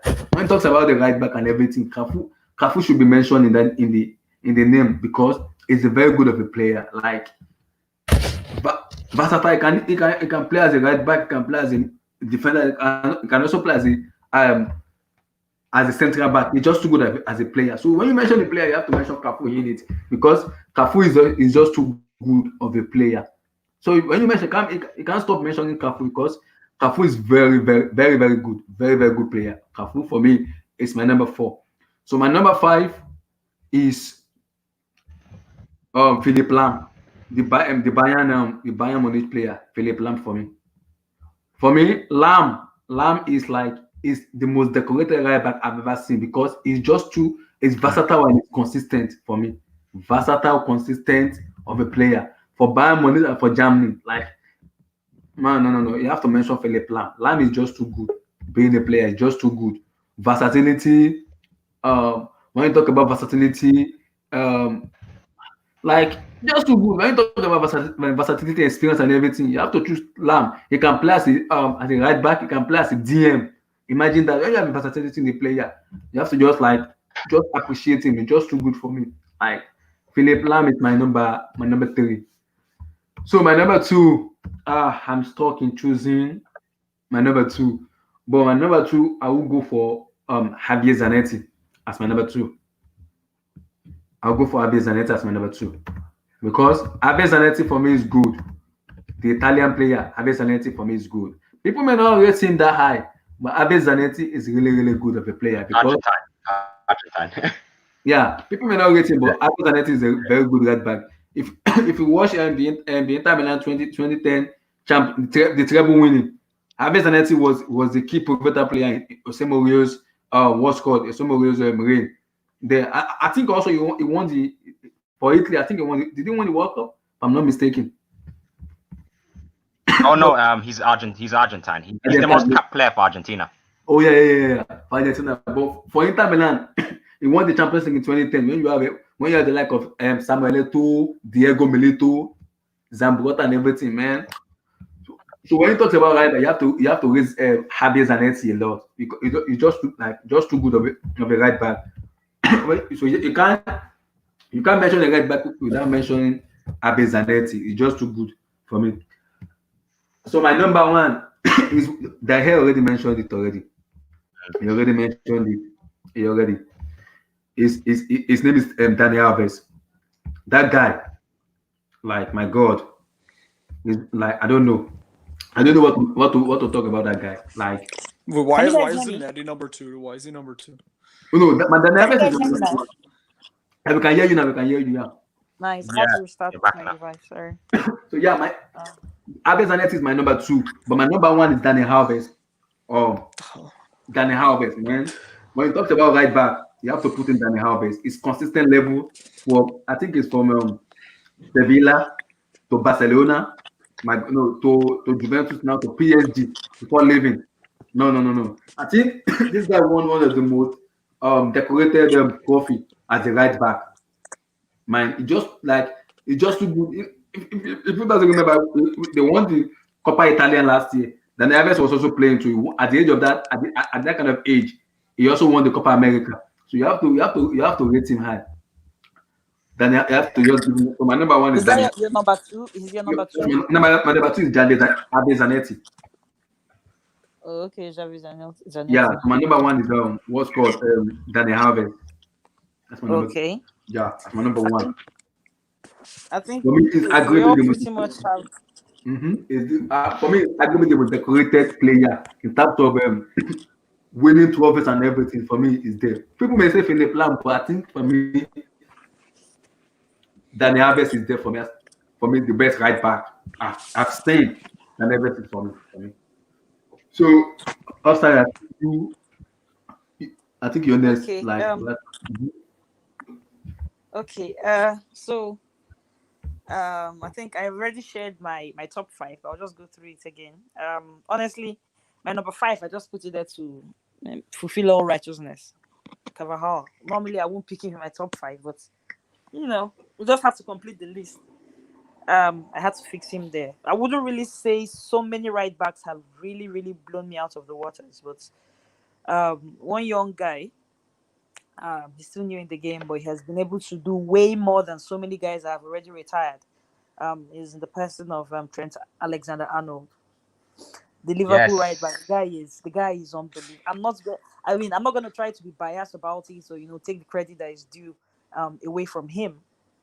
The guy he's brilliant. He has everything you want in a right back, especially in today's game.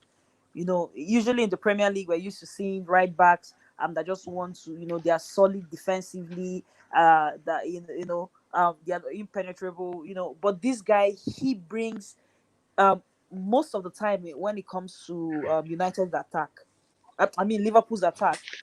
He contributes so much. He has so many goals and so many assists as a right back, as a fullback, not as a midfielder, not as a midfielder, as a right back. He speaks volumes. Don't forget that he's still young, and I think this is just his second season, right?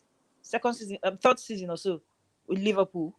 Am I wrong? Sorry, correct me if I'm wrong, please. But Yeah, I think I it's mean, his third season the in the first team. yeah, the first team, yes. But he is immense. I remember what he did last season against Barcelona. He is intelligent. He has the right attitude, and you watch him and he keeps improving. Yeah, towards I mean, before the league was suspended, it seemed like he dipped in form. When Liverpool lost the game, the games they lost and all that. But Mm. this until those games, he has been immense. He has been consistent in the past couple of seasons, and definitely, even though he's one for the present, he's also one for the future, and I think he deserves to be in this my top five list at this point so far. Then in third place, yeah, in third place, as I'm saying it now, I'm still battling between swapping between who I have in third place with who I have in second place. But I think I'll just leave it as it is now, and go for Argentina's Javier. Go for Argentina's Javier Zanetti. Now, this is a player that, all the way from Argentina, but most people recognize him with Italy, right? Most people, I'm sure there are some people that might even think he's Italian based on Yeah, how of much course. success. Yes, Yeah. right? People think he's Italian, right? Some do, yeah, because of his time with Inter, but yeah. Exactly. He spent Yeah. so many years in Italy with Inter Milan, achieving so much success that till this day has not been matched. And the fact that for a right back to accrue as much as 615 over 600 appearances, that's the highest for a foreign player in Serie A till date, it speaks volumes. And he actually also has the highest number of appearances for an Inter player ever. So Hmm. if you're talking about Italian players that played for Inter Milan, just remember that this guy actually lasted longer than them in the club. You're talking about Paolo Maldini, Buffon, Francisco Totti. These are players that are actually legends in the league. But this guy managed to last longer than them in the league. So it speaks volumes actually to what he brought to the side. And he won Yeah. 16 trophies, right? Including, of course, the Scudetti, the league, the Coppa Italia, UEFA Cup, champion. He won the Champions League. He won basically everything while he was with Inter Milan. He also won the FIFA Club World Cup with Inter Milan. Until this day, he has the most appearances. He holds the record for the most appearances as a captain in the Champions League. That's a record that, Cristiano Ronaldo and Lionel Messi tend to break records. But this is a record that, people don't even talk about as much. For him to have captained the True. side 82 times as a captain in the Champions League. Champions League is not like the league. So imagine how many seasons he had to participate in the Champions League for him to have captained them as much as 82 times. You get me? So it speaks volumes, to how much of an impact he was in the side. Of course, when it comes to national team contribution, of course, he reached the final, of the Copa America in sometime between, I can't remember the year though, but I think it was sometime twice. I think between mid 2000, I think 2004, between sometime 2004 2008, twice he got to the final of the Copa. 2004 and 2007, he got to the final of the Copa America. The same problem with Argentina. Argentina gets to the final, and somehow they just don't manage to win it. And of course, the Confederations Cup in '95 and 2005. That's a period of 10 years. 10 years in between, from 95 to 2005. So his longevity was obviously evident. And not just that, he lasted so long at the top. He performed, not just a squad player, he was the captain of the side. So I think after everything I've just talked about, I think I may actually want to move him to number 2. Okay. If Yeah. that's good. Life Number allows He's me, two. I'll that move him good. to number 2, He's that right? good. And he's also made the most appearances for Argentina as well. Yeah, yes. I think I'll move him to number 2. Sorry, Kafu. So yeah, I have to demote Kafu to number 2. I Thankfully, didn't he's put not listening. So I didn't put Cafu in my own. I didn't put Cafu. I did not. you said, I didn't put Cafu in mine. I didn't. oh I yeah. think I did. I think I did. I put him in number. Is it number 4, number 3? I think number 4. I put the Brazilian I Cafu. think you did, yeah. No, I think I have to put Kafu there because I mean, the guy was, that's another player that did not benefit from the era of social media as much as we have today. So many of these players we celebrate today, if if there was no social media, we would not appreciate them as much as That's a good point, Yeah, we will actually. not Yeah. appreciate them as much as we actually appreciate them right now. Some of these older players, they were way better, right? They are way better. Gave everything, of course, on the pitch, and Cafu is one of those players. Of course, the Brazilian. Um, um, Yeah. he was also another player, another fullback that had longevity in his game. At the age of 38, while he was still at AC Milan, I think that was his last club, right? In Europe. Yeah. Yes, his last club, his final season AC Milan. That was when he left AC Milan. He was 38, but the guy was immense. His pace, he was running down the flanks, the right hand side of um, um, Milan's side of the pitch, and after being at the top flight of competing at the top flight for over 2 decades. So it speaks volumes for a player like that. I think it's something synonymous to Brazilians. I don't know whether it's something in their food or something in their genes. I don't know. But it obviously speaks volumes to what he brought to the side. Of course, he won the Serie A title twice and also claimed the Cup Winners' Cup. That was at the time when he was what he was. The Cup Winners' Cup title and the Champions League medal when he was very much active. So I think I'll leave him in third place at this point. And he helps Brazil, of course, to win the Confederations Cup. So it wasn't just dominance. It wasn't just being contributing so much for club. He was also contributing as much for country. He was part of the dominant Brazilian side that won so many trophies. In the late 90s, in the mid and late 90s in South America. They were runners-up in the 1998 World Cup, FIFA World Cup competition. So that's for Cafu. Then number one, of course, I mean, there's nothing I can say about him, Dani Alves. Dani Alves is literally 37, but Dani Alves has won more trophies than he has age. So he's literally 37, but he has 41 trophies to his name. He's the most decorated football player ever. Yeah. Ever. So I think there's basically not much I can. And the fact that he's still active actually speaks volume. He's active and not in one backyard club or one backyard league. He's playing in Brazil. Brazil is not a child's play, and he's playing for Sao Paulo, right? So it speaks volumes. Yeah, he is. Yeah, it speaks volumes to the same longevity that I'm talking about. That's why I said I don't know whether it has something to do with the food they eat in South America. Zanetti had the same thing. Zanetti didn't even age one bit. Yeah, he didn't age exactly. Dani Alves is also the same at this point. So I don't know. He's 37. He's still very much active, playing at the top, and he has won 41 trophies, as I said, on all fronts. All fronts. Copa. He has won 2 Copa Libertadores. I'm trying to pronounce it well before I bite my tongue. He has won Champions League, Spanish League, Spanish Cup, everything you can think of, Super Cup. He has won every club he has gone to. He has literally won.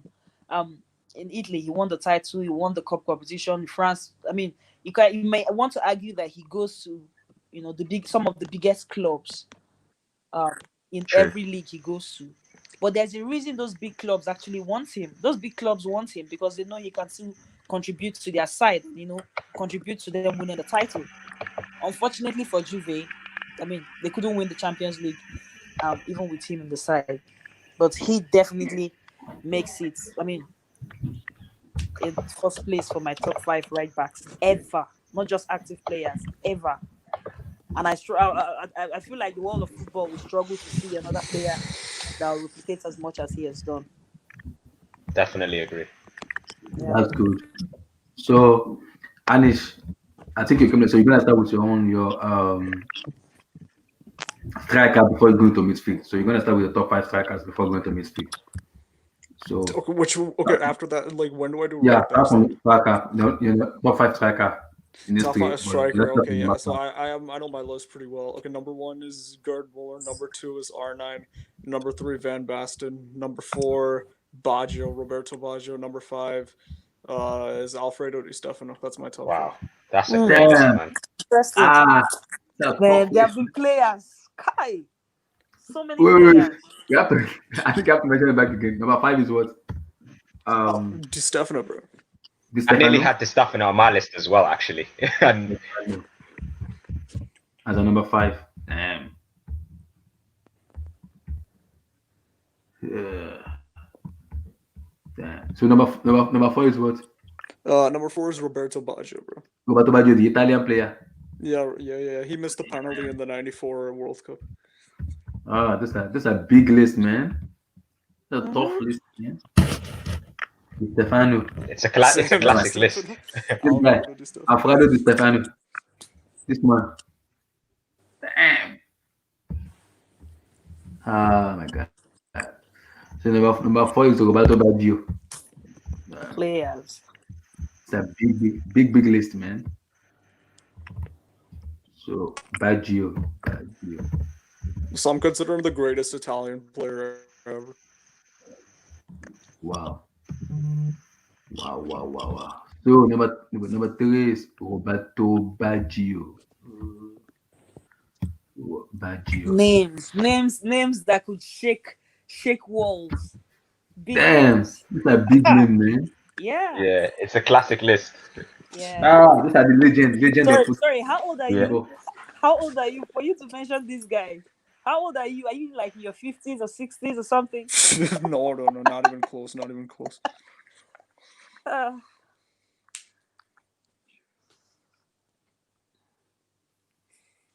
nice.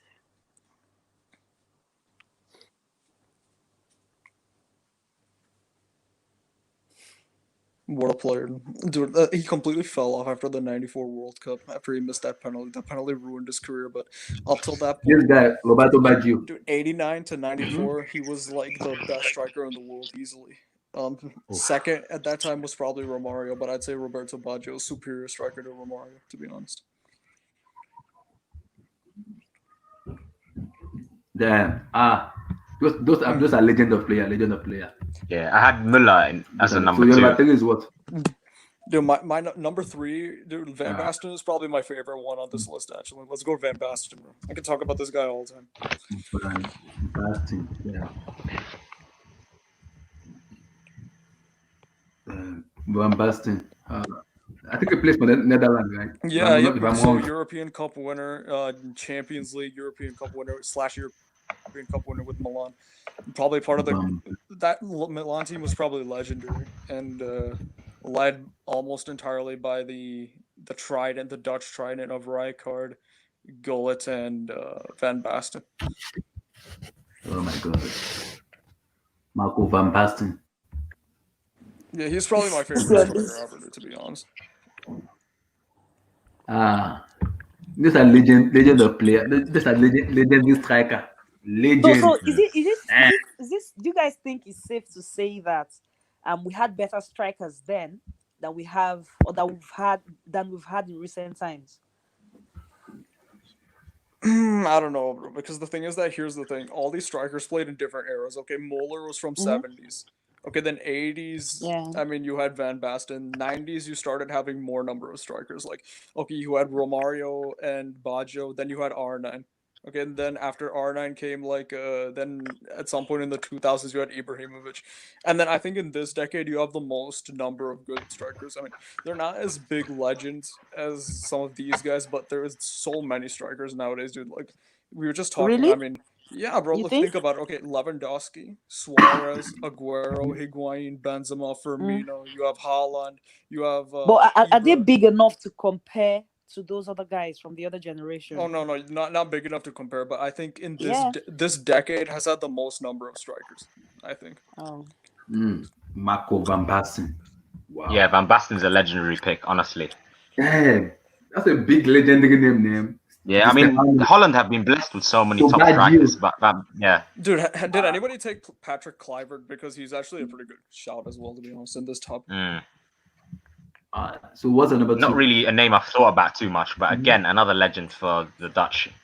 Damn. Number Out two of is Van R9, bro. R9. what of R9 is that the one is most number two. talented in the The list. Lima For Ronaldo. sure. The Lima Ronaldo. R9, bro. The original Ronaldo. Yeah. The I would Brazilian one. that real Ronaldo. The real. Yeah. The I just Lima. switched Muller and R9. Basically, that was the only difference. Damn. The Lima Ronaldo. We already mentioned the Lima Ronaldo already. How good a player he is. Like, so I didn't put him as number one. I only put him as number two. I don't know why. I didn't put him as number one. I only put him as number two. De Lima Ronaldo. Nah. Yeah, I think that's his name, the Lima Ronaldo. Yeah. Actually, it is. I think. Yeah. Yeah, well, I didn't put him at number one. I only put him at number two because, like, I think for me, Pele hedges a little bit ahead of Delima for me. Dele hedges him a little bit ahead of Delima for me, though. So I wouldn't choose Delima Ronaldo as my number one. I only choose him as number two. In terms of, because, like, the goals Pele scored, those goals, like, them, I can't even say, maybe those defender in those years, maybe they don't really know how to defend. I don't know what to No, call but it. if you see the goals The kind of R9 goals. scored, dude, the only two players like who can Mhm. score the kind of goals that R9 scored are Maradona and Messi. That's it. Bro.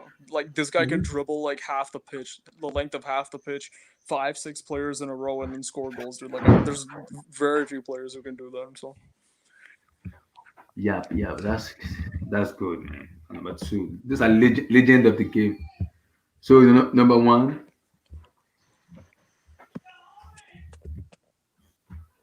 So what's the number number one one? is Gerd Muller, bro. In terms of because okay, in terms Yeah, of Muller. talent, R9 is like probably the best. But in terms of achievements, Gerd Muller is probably the best, bro. Especially, three European Cups in a row, World Cup winner in 1974. I mean, like, what more can you say? And I think he's one of the top scorers in club football of all time. Of all time. Like the numbers he put up are similar to Messi, Ronaldo in terms of goals. Like I think like Puskas, Gerd Muller, Cristiano, and Messi always appear at the top of the charts in Yeah, this the guy most literally goals had the scored. perfect career, honestly. Perfect career. Tell me, wow. Uh, Dude, that Gerd Muller. Bayern Wow. kit with the white stripes is an That's iconic kit, bro. Iconic kit, actually. wow. But I chose Pele as my number one though. I didn't choose Gerd Muller. I chose Pele. Bro, that's I mean, you can say yeah. If you take Pele as a striker, I mean, you have to do. But even then, Gerd Muller's right up there. Tell me, behind Pele. Wow. Those are legend, man. Legend of the game. Damn. So let's go for right back.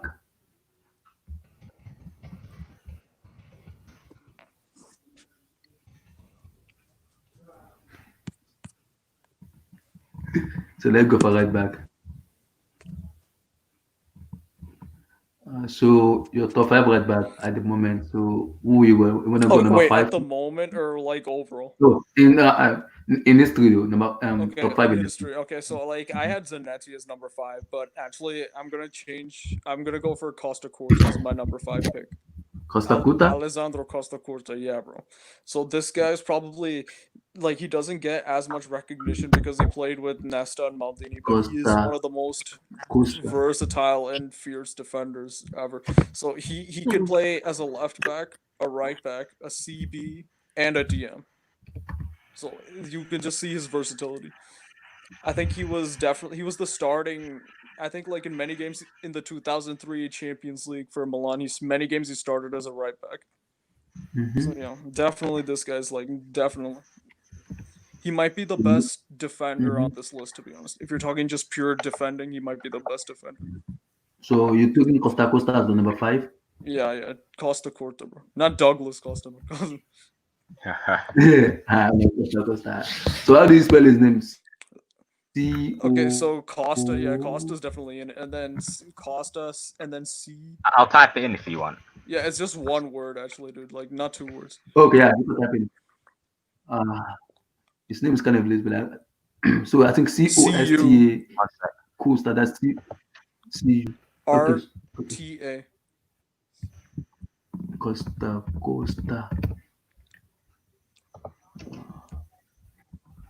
His name is long, man. Okay, wait. I'll just type Oh, it in Costa the Costa. chat, Oh, and okay, then I've you seen can it. copy paste it. So- Oh, okay. Oh, he The guy with the Jair hair. already did it. Yeah. Okay. Just copy Oh, paste it. okay. Just, Yeah. Man, his name is like. Wait, is he a Brazilian or what he's kind of country Italian. does he come? Italian. Italian. Ah, those Italian names, man, can have some name that you even believe that they're from Italian. Costa Costa. Ah, my God. These are good players, Anish, man. would you put him in like the same category as like a Nesta in terms of defending, or do you think he was like a level below? Because I've not really been too familiar with Costa He's Curta. I one level always, below. yeah, He's one level below Nesta, I believe, okay, which is probably why he yeah, doesn't get as much recognition as them. But like Oh, compared to this the was defenders Milan. of today, I'd say he's like way better, to be honest. 100%. Wow, Believe. Costa Costa number 5. Wow. So what's the Yeah, number I need to 4? watch this guy because I don't remember all of his like main highlights because Milan were filled and Italy as well were filled with so many great defenders. Too many good defenders. Too many Yeah, good. Too many. yeah. They had a plethora of defenders. From this guy, Thiago Silva. Thiago Silva is a good defender for AC Milan too. Mm. So what's the Okay, number so 4? number 4 has to be. Okay, let me like think back my list. Okay, yeah, number 4 for me is I'm gonna go with Carvajal for number 4. Danny Carvajal for number 4. This might be Danny biased, but Carvajal. I actually don't think it's that biased, to be Yeah, honest. he's in my list as well. I just put him fifth.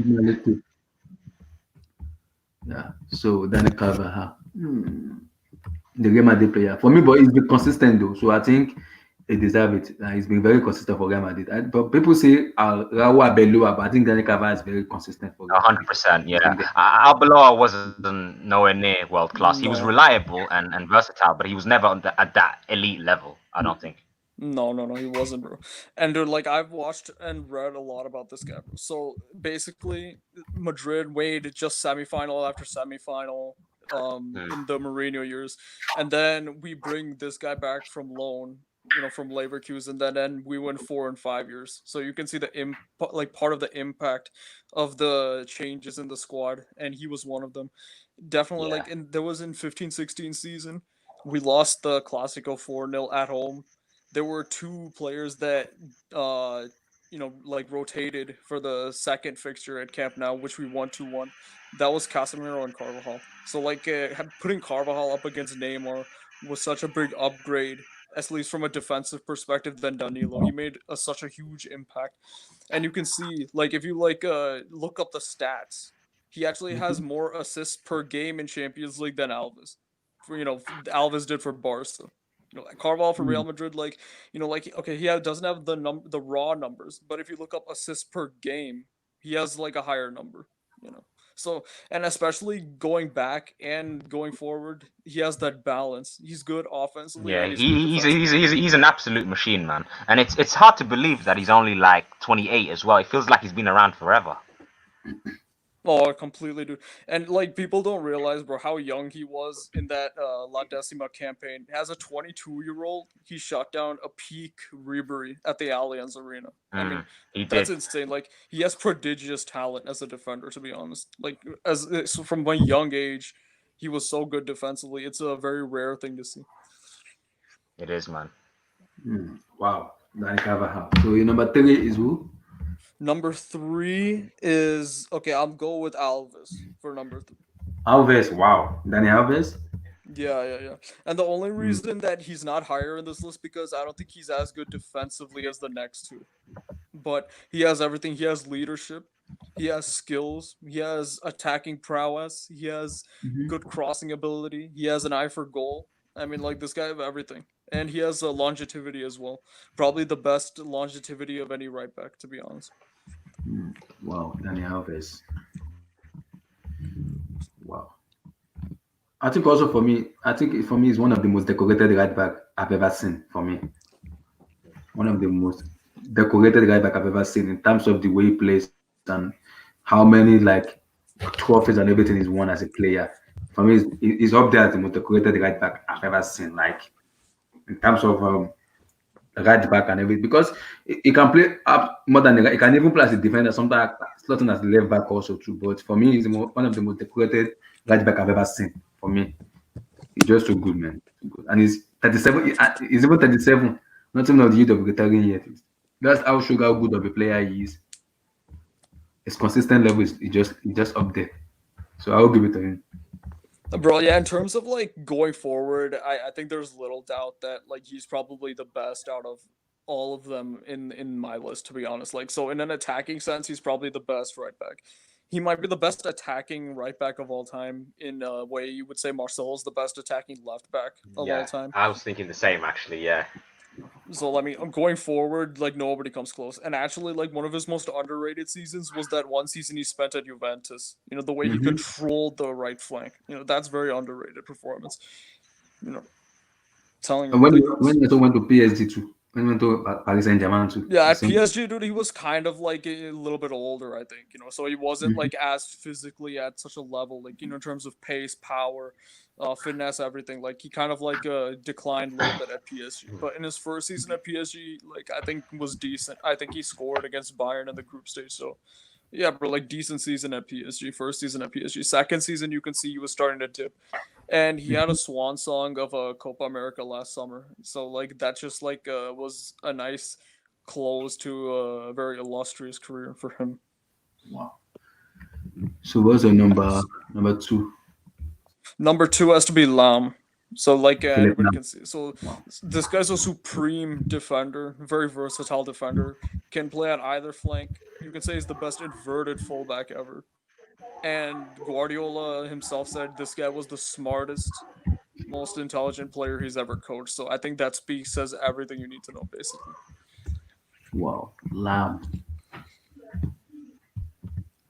Philip Lam. The Bayern Munich player. Hmm. He's a very good player. He can also play as a DM too, as a defensive midfield because he's versatile. It's LAHM, not LAHN. Oh, MM. LH,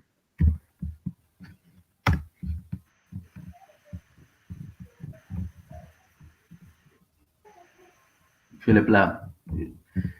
Like, but he's still very young. At the age of 36 years. How did you just retire early like that? You should stop. Just keep playing, man. Like, how did that? It's too young, man. 36.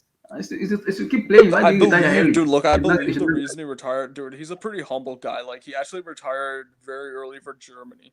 You know, more so than even Bayern mm-hmm. Munich. Like he retired from international football immediately after they won the World Cup, which was like really early Yeah. because especially since I feel like they could have used him in the Euros, but the reason Yeah. like I Mhm. think it is because he was seeing Kimmich like and the up and up, and he wanted to like retire to give this guy like more of the impetus. You know. And Kimmich actually like really took up the role of Lam well, I would say, for Germany, to be honest. Like if you see the way he plays, he's pretty actually I'd say Kimmich is more similar to Alves than Philip Lahm, if I'm gonna be honest, but he took up the role very well. He took up the role very well, and Lam retiring allowed him to like take up the reins as the new sort of one of the new young leaders of the German team. So I think that's the reason. Wow. So your number two is Philip Lam. So who's your number one? Number one has to be Cafu, which was my childhood idol. Definitely, like, so Who the he has Brazilian won. player? I mean, I don't think he's the most illustrious in this list, but he's won every trophy pretty much, every major trophy. So Serie A, he's won Champions League, he's won World Cup. So like, I mean, that's really all. I think he just ticks all the boxes. Cafu. Hmm. Wow. The You know, Brazilian before player. the Wow. emergence of Lam and Alves, before we saw the best years of these two, I would have put Cafu in my number one as well because he was just like he personified everything about that position. And I can understand why some people still have him as like the best right back in history. But he's at least definitely in the top two, top three. I mean, but obviously as football has developed, we are seeing more attack-minded fullbacks now. So I can understand Mhm. why he might be either second or third down the list. But as far as classic right backs go, he's definitely Bro, up if you there. see like the way going again, like this is one guy who's good at attacking and going back. And like you said, he's an icon, so have to put him like, you know, you can interchange Alves, Lam, and Cafu. Some people say Lam is the best right back, and like I Yeah, can't really debate them on true. that because it's close. I mean, you can put Lam as number one, True. but like Cafu has to be like Yeah, top 3. I would say they're the top three, but in a sense, everyone can have them in different orders. It just depends on what they prefer. Yeah, dude, Mhm. Lam is a supreme defender. Honestly, like Lam is probably out of Yeah. Alves, Cafu, and Lam is probably the best defender because I especially agree, man. I agree. yeah, he's the best Yeah, defender. But and he's But for me, I versatile think, as well. absolutely, bro, absolutely. He Mhm. can play. He can defend in so many different positions. So but for me, I chose Daniel Alves because, like, when you watch Daniel Alves, I know it's not that really good in defending, but in attacking sense, I think Daniel Alves is very good in attacking sense. But Kafu, I think Kafu for me edged it a little bit ahead of Daniel Alves because I will say because just because mainly is an icon, and also he has also won tons of trophies in terms of being as a player. So for me, I will give it to Kafu, but I didn't put Kafu as number. I put Daniel Alves as my number one because But have you guys noticed that when we're doing these all-time lists, that so many Mhm. of these great players from either from Brazil or Italy or Holland, it just goes to show that even in the 80s, 70s, etc., that they had such a selection of like great players in these positions, Mhm. and Mhm. especially Brazil. I mean, they were just stacked. Yeah, yeah, yeah. Yeah, so yeah, those are and it's fine. That's a real good. Those are real good name, man. Especially the striker. Those are legendary striker. Damn, Yeah, Di Stefano, Baggio. Those are real good I'm striker. gonna go watch some definitely in the coming days. But I think this Stefano plays for Real Madrid. I think he plays for Real Madrid. I think so. I think he plays for Real, but man, those are real legend name, man. So I think we're just gonna preview a little bit about the EPL coming up, but let's not do a little bit Yes. of review about the Coppa Italia that went down in the weekend. So like Juventus versus AC Milan and Napoli versus Inter Milan. So let me ask you guys now, who do you think is gonna win the Coppa Italian final? Are you guys giving it to Napoli or you guys giving it to Juventus? Juve will win. I mean, Juve I will win. want Napoli to win, but like Juve Me just too. know how to beat Napoli. I mean, So why do you guys think Juventus will win? look, Juve may dude, not like play better, but they'll grind out the results, desired result. Wow. So nobody's giving an edge to Do you know Napoli what? to win. I give Napoli a slight chance because at the same time, I've always questioned Sarri's tactics in terms of like approach this season. Even before the whole lockdown, Juventus were Mm-hmm. not playing really well. They lost to Lyon in the first leg as well. So in that sense, I can't trust them. But at the same time, like Offside said, they have the experience. You know, Hmm. Yeah. So you guys are giving okay, Dai, you saying you're gonna give it to Napoli ahead of I'm Juventus gonna just because say Juventus win 2-1. 2-1. Wow. Hmm. It's gonna be tough because for me, I really don't. I think they rely too much on Cristiano Ronaldo, which is gonna be yep, bro. And the because thing is, Ronaldo doesn't look that good, bro. I'm gonna be honest. Like based on I, that first game, yeah, he yeah. doesn't look I will that give good. you an excuse because it's the first match though, so I wouldn't put too much stock on him because it's the first match. So The I guy will is give him. old. His age is beginning I'll to give tell him on a him. leeway. I'll give him a leeway a little bit because it's the first match, so it's gonna be a leeway. Like okay, let's see, just because of the first match and everything. But Yeah. for me, it's tough. It's tough because that Sarri's formation is gonna be determined on what he's gonna play. He's gonna play 4-3-3 or 4-4-2 diamond. Irrespective of his formation self, the guy's tactics I just don't understand. It's boring, Hmm. it's tiring to watch, it's too I don't know. I think the players don't even buy into it. The same thing that happened when he was at Chelsea. It's I mean, usually Juve used to score goals. Like you loved watching them, they were faster, you know. They scored more goals, more entertaining. These days there are so many passes, so many unnecessary passes, going back and forth, sideways, just looking for Ronaldo and hearing here and there. It's just unnecessary. Yeah, That's why I I think said this I game is feel this final is really important. Yeah, for Sarri, because if he loses this final, he's gonna be under so much pressure. Like considering yeah. that they haven't won Serie A just yet, and they're losing the first leg to Lyon. Wow. But I mean, I think they're gonna replace Sarri with Pep in the coming years. To be honest, Juventus. Yeah, that would be a Hmm. good fit. hmm Like I think Pep Sarri is like Guardiola. inevitably going to be sacked. But the problem with they back Pep Guardiola when he wants to spend money because that guy loves to spend. Exactly. I was going to say that. Will they back him? Mhm. I don't think so. They might do Not because of backing. his stature. Like Juventus have never had a Yeah. manager like in recent years of this level. You know, I'm telling you, What? like they've never had a manager of this level in recent years. I'm telling you, bro. Like, dude, Allegri is not as big as Pep, bro. Let's be honest. Like, our Allegri and Conte, No. dude, they don't have the Allegri brain. is for me. Allegri is Pep. good for me. It's good for me. When you talk about top five or top 10, when you say top 10, I think I'm gonna put Allegri there. It's good. No, dude, Allegri but is you have to look at the name, dude, and the brand. Like Guardiola has a brand, bro, like about him and a name about him. Like Allegri doesn't have is not such a huge name. Let's be honest over here. Like how many people really know Allegri? Like not really. Like dude, like if you want to talk like elite caliber managers, dude, it's like Zidane, Pep, and Klopp. These are like elite managers. Like I mean, in terms of their name, good. the aura. Like Allegri doesn't really have that aura. Conte doesn't really have that aura. These are great tacticians, right? And they can like do everything, but they're not really that level, bro. I'm telling you. Wow. Okay, guys, I have to go. It's past midnight here. All right. Thank you All for. right. Talk Take to you care. guys. Yeah. Good speaking to Take you. care. All right. Yeah, bye. Wow. So for me, I think I'm gonna give it to Juventus a little bit, but I still don't trust Juventus. I'm a No, little no, bit. I don't trust. I'm a little bit skeptical Yeah. about what. Yeah. I just want to say a little bit more about the Napoli Inter game. That was out of the two semifinals. That was the one I actually watched the whole game, and Mhm. I thought Inter Milan should have won because they had literally the dominance over them, like for the majority. But I think they were let down by their fullbacks, like Candreva and Young. I think Conte needs to find two good wing backs to complement his system. But at the same time, Napoli defended really well, and I thought that was the first time they looked really solid under Gattuso. But it could just be that it's Koulibaly and a few others. It might not even have something to do with Gattuso. So I don't really know. It's going to be a big test for both of them, honestly. I mean, I feel like Napoli had the better of Juventus in the league this season. I mean, like the first Yeah. game, they were really unlucky to lose, and the second game, they were definitely the better team, I would say, over Juve. Yeah. At the same time, though, it's the first game back as well, so I didn't really expect Napoli to be like on point. Wow.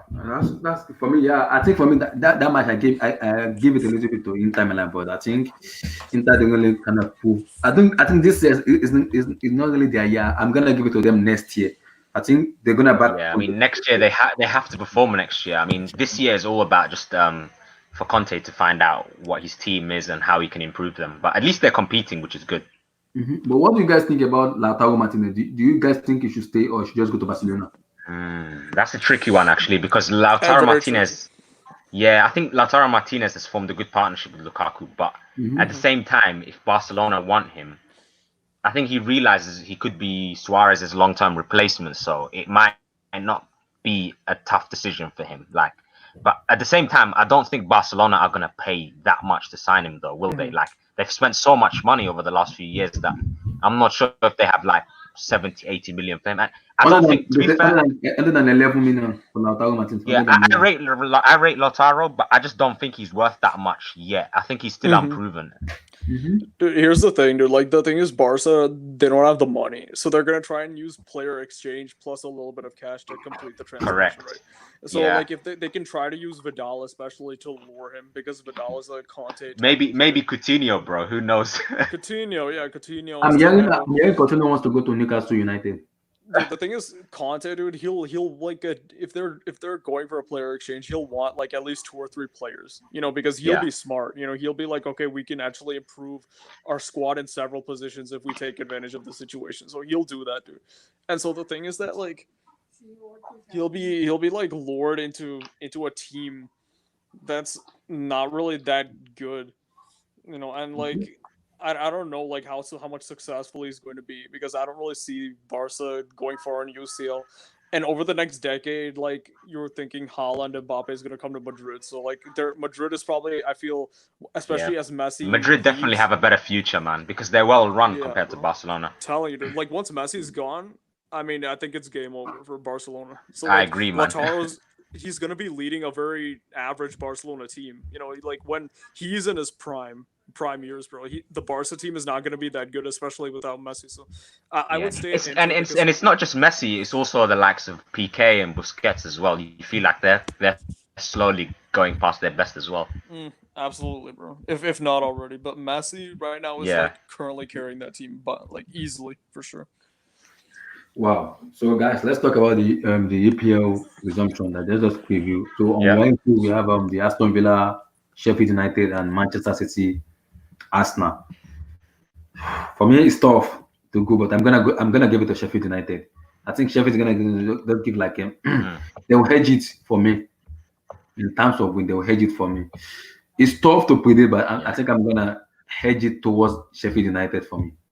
But the Man City Arsenal match, that's a very So, difficult. yeah, so, on that Sheffield United Villa game, actually, it's a really important one for both of them because Mhm. if Aston Villa win, they actually go out of the relegation zone. Whereas if Mm. Sheffield United win, They go to fifth. they go, They go above yeah, they go in United. those European places. They Yeah, go they above go above United, United. which is insane. People actually Mhm. forget how well Chris Wilder's actually done with them. You know, Mhm. he's obviously had that three at the back system with the inverted centre backs, and they've played good football. But at the same time, I'm not sure they're going to win on Wednesday because it just depends on who has trained well in the last few weeks. Exactly. So I'm gonna say maybe I'm gonna sit on the fence and say like a 1-1 draw for both of them. A 1-1 go.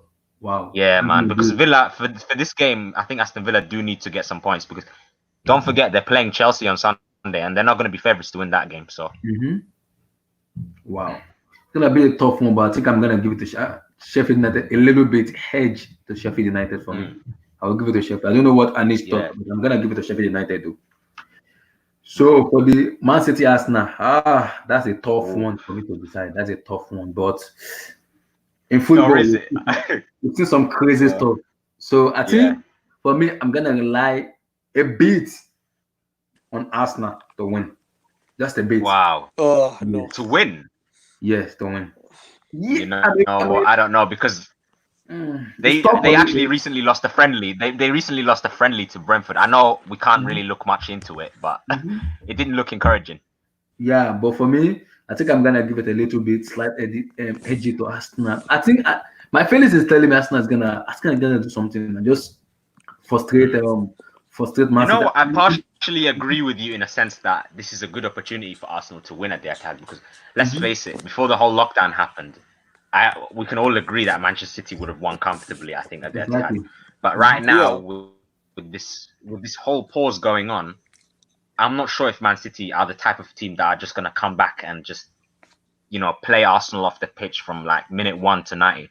They're like the sort of team that maybe need 2 or 3 games, whereas with us, Liverpool, maybe we can just click right away because of our pressing style and what have you. So with Man City, it could take like 2-3 games, but they might still win. I think they're still gonna win, but it's not gonna be a convincing one. Mhm. Hmm. That's gonna be Dude, tough. here's the thing. Here's the thing, dude. Like, because of the way the title race is right now, Mhm. honestly, Arsenal has more of a reason and more to play for, and like have like on paper should have more motivation than Man City. Because I feel Mhm. Man City have kind of solidified that top four spot. They're not gonna win, 100%. and it's very difficult to see them dropping out of the top four either. So they're sort of like Yeah. in that place where okay, like they're comfortable, and it's really Mhm. about the Champions League for them.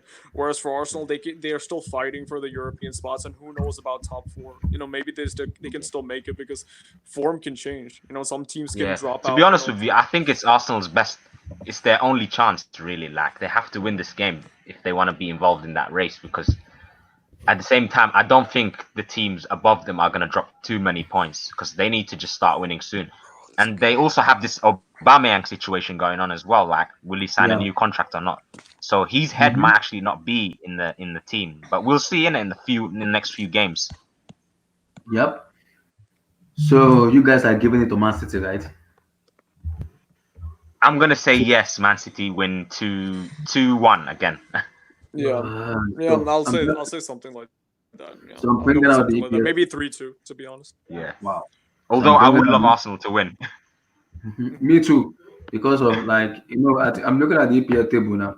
So these are the EPL table. Yeah, I'm looking at. Can you guys see it?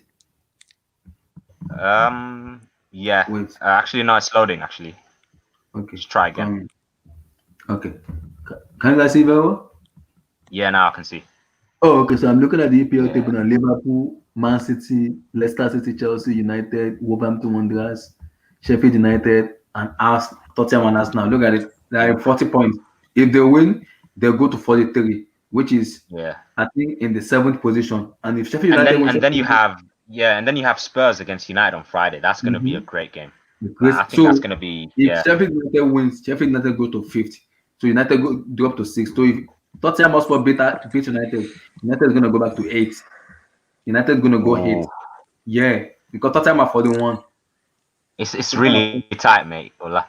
Mhm. Dude, Like that like depends on the goal I difference think we though. can all agree on one thing, dude. Like Liverpool is gonna go for the 110 points, and which they can Yeah, still accomplish. Like because that's really the only thing left. I mean, I know Liverpool got knocked out of the Champions League, but I feel the Champions League this season is kind of a write off for many of the top teams because of the it way is, man. the season like panned out. Dude. I know what you mean. I know what you mean, bro. I think the dynamics changed a lot now, and not to mention it's going to be held in Lisbon Yeah, apparently like in a one-off. It's sort of like going to be in a tournament style, so it's going to be different. it's odd. I mean, like, and the way, like, okay, so the leagues are going to be completed, and then you'll have a few weeks of gap between the closure of the league season and the start of the Champions League tournament. Okay, like, Yeah, and just the way it is, and the way it's going to be organized with almost like one-legged affairs. I mean, don't be surprised if a team like Leipzig like end up winning the Champions League, dude. Like, I mean, let's be yeah. honest over here. Like, I Unless just heard Werner that leaves. Timo Werner has been removed. No, I think he's been removed from the Champions League squad. He wants to join Chelsea in July. Yep. So oh, he's if been he's removed from gonna, the squad but from the even Champions then, League. dude, even then, like, I mean, like, I'm just using RB as an example, but a smaller Mhm. team can easily win the champ. Like, an Atletico Madrid can easily win the Champions League this season because I of agree like with Atletico, but yeah, like I mean because like look at the way the tournament is formatted. Look at the gap between the games. You know the how high risk a one-off affair could be. Like I mean anybody can win. It's up for grabs. So like I mean it's not really the although I way. do doubt Leipzig winning it if Werner does, because apparently he's going to join Chelsea before that happens. Yeah. If he leaves, I don't think Leipzig, but I mean Atletico Madrid. Like I mean if there's ever a season for them, this would be the season for them. I'm telling you. Yeah, And even that would be PSG, let's be funny. honest over here. Even PSG, if Neymar Yeah. hits a purple patch in August, they can definitely just like win. But the only reason why I'm skeptical about PSG is that because Ligue 1 has now been sort of scrapped, I mean, they won't really have much football, so they need to arrange some friendlies. Friendlies, absolutely. Yeah. So, what do you guys think is gonna win the Champions League? Like, do you guys have like true favorite to win the Champions League, or just like a? What do you really think? Like, this person is just the ideal favorite? Because, like I said, I have two on my mind. I don't know if you guys kind of have the same two. I'm I picking mean, have for to- me, it's Atletico, Bayern, and City, like those three. Like, Yeah. I have two on my mind. My list would be Bayern Munich, Man City, and PSG. The reason, to be fair, before the whole lockdown, I think I only had PSG, Man City, but right now I have to say Bayern Munich because they're playing week in week out. They're winning games, and the more I watch them, the more impressive. The more impressed I am by Hansi Flick. I think he's doing a really good job, honestly. And the squad now, I think he's got a very good squad to choose from as well. So I think Bayern Munich, all of a sudden, you can argue are becoming like either favorites or joint favorites because they have this head start on teams that are not playing, like on a weekly basis. So if everyone stays fit, they have a great chance, man. I can't lie. Like this is a great chance for the likes of Lewandowski to get a Champions League. But if it's not Bayern, then I'm gonna have to say Man City or PSG because of the pressure that both of these clubs are under. The investment they've made, you'd expect one of them to at least reach the final. Yeah, you guys. and there's one other team that might be benefited from the format of and the one-off games, and that's Barca. I think like if Messi hits a purple patch, like he just like You're right. Like came like out of the gates running like against Mallorca with 2 assists and a goal. So I mean, if he comes out like so aggressive like that in August, like I mean, like he can. This is like exactly the situation where he can actually like carry Barca into a title. Like doing it last season in the way the Champions League is usually formatted, 2 legs home and away, it becomes very difficult. But in this sort of he looked game, really lively in that game against Mallorca. I think the only reason why I didn't mention Barca is because they still have to beat Napoli because it's still 1-1 from the first leg. But I'm not sure that's going to be a difficult, easy one for them. It won't be easy, but if Messi turns up, I think they can just get past anybody on their day. To be honest. But for me, I still don't trust that Barcelona defense. I don't trust that defense because all what Napoli need is Just score goals and defend. That's what they need. Just one goal and defend because Mhm. this is it. If Messi is in form, Napoli have to do all their man at the back. If Messi is in form, but if Messi is not in form, the problem is if Messi is not in form, it's gonna be like Napoli is gonna go because Napoli all Napoli need to do is they don't want to come out, they just want to defend and that's it. Just defend and let it go. Here's the thing for Napoli, dude. Like, I Mhm. feel like they don't have much to play for in Serie A. Mhm. But if they win the Coppa Italia, that would give them so much confidence against Exactly. Barcelona. Like, imagine Mhm. the confidence. I think they would just put everything into the Champions League either way. But if they win the Coppa Italia against a team like Juve, I think like it would just give them the confidence to maybe go far, and they could be a spoiler team in the Champions League. To be honest, like they really could because they have a really good team, and they have like a complete team. I'm Mhm. telling you. But for me, I think my two favorite I choose. I told you on Sunday is Atletico Madrid and Juventus. Why I choose Atletico is for me, Diego Simeone is the most underrated manager in world of football at the moment because what he has achieved for the Atletico team is just phenomenal for me. It's phenomenal. And people are kind of sleeping on Atletico Madrid. Yeah, I know Bayern Munich are informed, but I keep saying it. If Atletico play Bayern, I'm gonna give it to Atletico. I don't trust Bayern. Atletico, yep, I agree. I don't I trust agree. Bayern. I do not. If No, Atletico because plays dude, like Bayern, I don't know. Just see, here's the problem with that. The Bayern, dude. Like I don't know how technical their midfield is. Like I don't know if their mhm, midfield is technical enough to break down Atletico Madrid's defense. That's mhm, the problem. You mhm. know. That's my worry with them because people say Hansi Flick has been doing well, yes, but he has not been tested yet. He's not been tested Hmm. for me. Yeah, Absolutely. it's not been tested. No team has tested that Bayern team. If a team tests the Bayern team and they beat Bayern, people will wake up and be like, "Wow, this team can be beaten." Wow, so this team can be beaten. But it's been on a good path. That's the reason people doesn't kind of worry too much about them because they're on a good path. So for me, if Atletico or face either Bayern Munich or Man City for me, it's gonna be tough for me because now you have to break down a team who knows how to defend. Their life is just to defend, and it's gonna be a helpful for Atletico. It's just one game, no women away, just one neutral venue, easy for them. Just two all men at the back, and that's it. Just two all men at the back, that's it. And the reason I choose Juventus is because of one player, Cristiano Ronaldo, because he's done it he's done it for Real Madrid and he's called Mr. Champions League. So that's the reason I gave it to Juventus. Not just because of salary, but just because of Cristiano Ronaldo. He knows how to do it in a big stage. He pops off in a big stage. So giving it to Juventus is because of one player, which is Cristiano Ronaldo. Because if he wins that Champions League for Juventus, despite this controversy and everything, he has to be put in the good conversation. I don't care what people say. He has to be put in there in the good conversation. Cristiano Ronaldo has to be put in there because now he'll be the first player to do it in the history of football to win championship for three consecutive teams: Man United, Real Madrid, and Juventus. Now he has to be put in good conversation. So what do you think about Juventus? Do you Mm, think do you think Juventus is like um favorite to win because I chose Juventus, but do you really think Juventus are favorite? for UCL? Mm-hmm. No, absolutely not, dude. Like, I mean, they might not even get past Leon if I'm gonna be honest. Like, okay, look, they probably will because Leon is not gonna have like any games, so they're not gonna come in like match fit. So like, this is not looking good for PSG and Leon. But I Mm-hmm. don't see you at the same time. I don't see Juventus like going far into the tournament. No, I mean they can because Mm-hmm. it's really unpredictable now. With the one-off affair, so they can do it. Especially if Ronaldo hits a purple patch. Mm-hmm. Purple patch can be huge for this sort of thing because like if a player is just on form, okay, you're talking like 6 5 6 games, and like that player can just do something to win a team the whole thing, dude. It's Mm-hmm. more similar to the World Cup than anything else. It's that sort of competition at this point in the way it's formatted. So literally anything can happen, dude. Like I don't even know if it's worth talking about favorites, dude, because anything can happen at this point, dude. Like Wow. So also, do you if Ronaldo win the Champions League for Juventus, where will you rank him? I mean, he would be the goat if he's not already. I mean, let's be honest over here. Like, if Messi wins the Champions League for Barcelona, this current Barcelona team, and if Mm-hmm. Ronaldo wins the Champions League for this current Juventus team, I mean, you're talking like they're quite old for footballing standards, Mhm. and these teams are probably the worst teams they've ever had to play with, bro. And Wow. and two of those things considered, like if they're winning the Champions League in such circumstances, like I mean, bro, you have to give it to them. I'm not joking. You have to give it to them.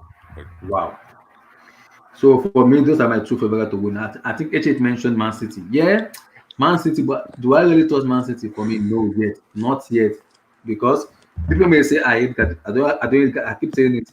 I do not hate Guardiola, but I have my agenda against Guardiola. I have my agenda against him because the tons of money is spent in Bayern Munich and Man City. Yeah, for me, he has to guarantee Champions League final for the team. He hasn't done it for the past 4 seasons. This is his first season in Man City now. He hasn't done it yet. So I'm not gonna put my money on Man City and they go there the flop. What is assurance they're gonna beat Real Madrid in the second leg? There's no assurance. There isn't. There isn't no assurance because Real Madrid is gonna come out and play Man City and they're gonna come out and win. They don't want to come out and lose. All Madrid needs to do is just win 2-0 and defend.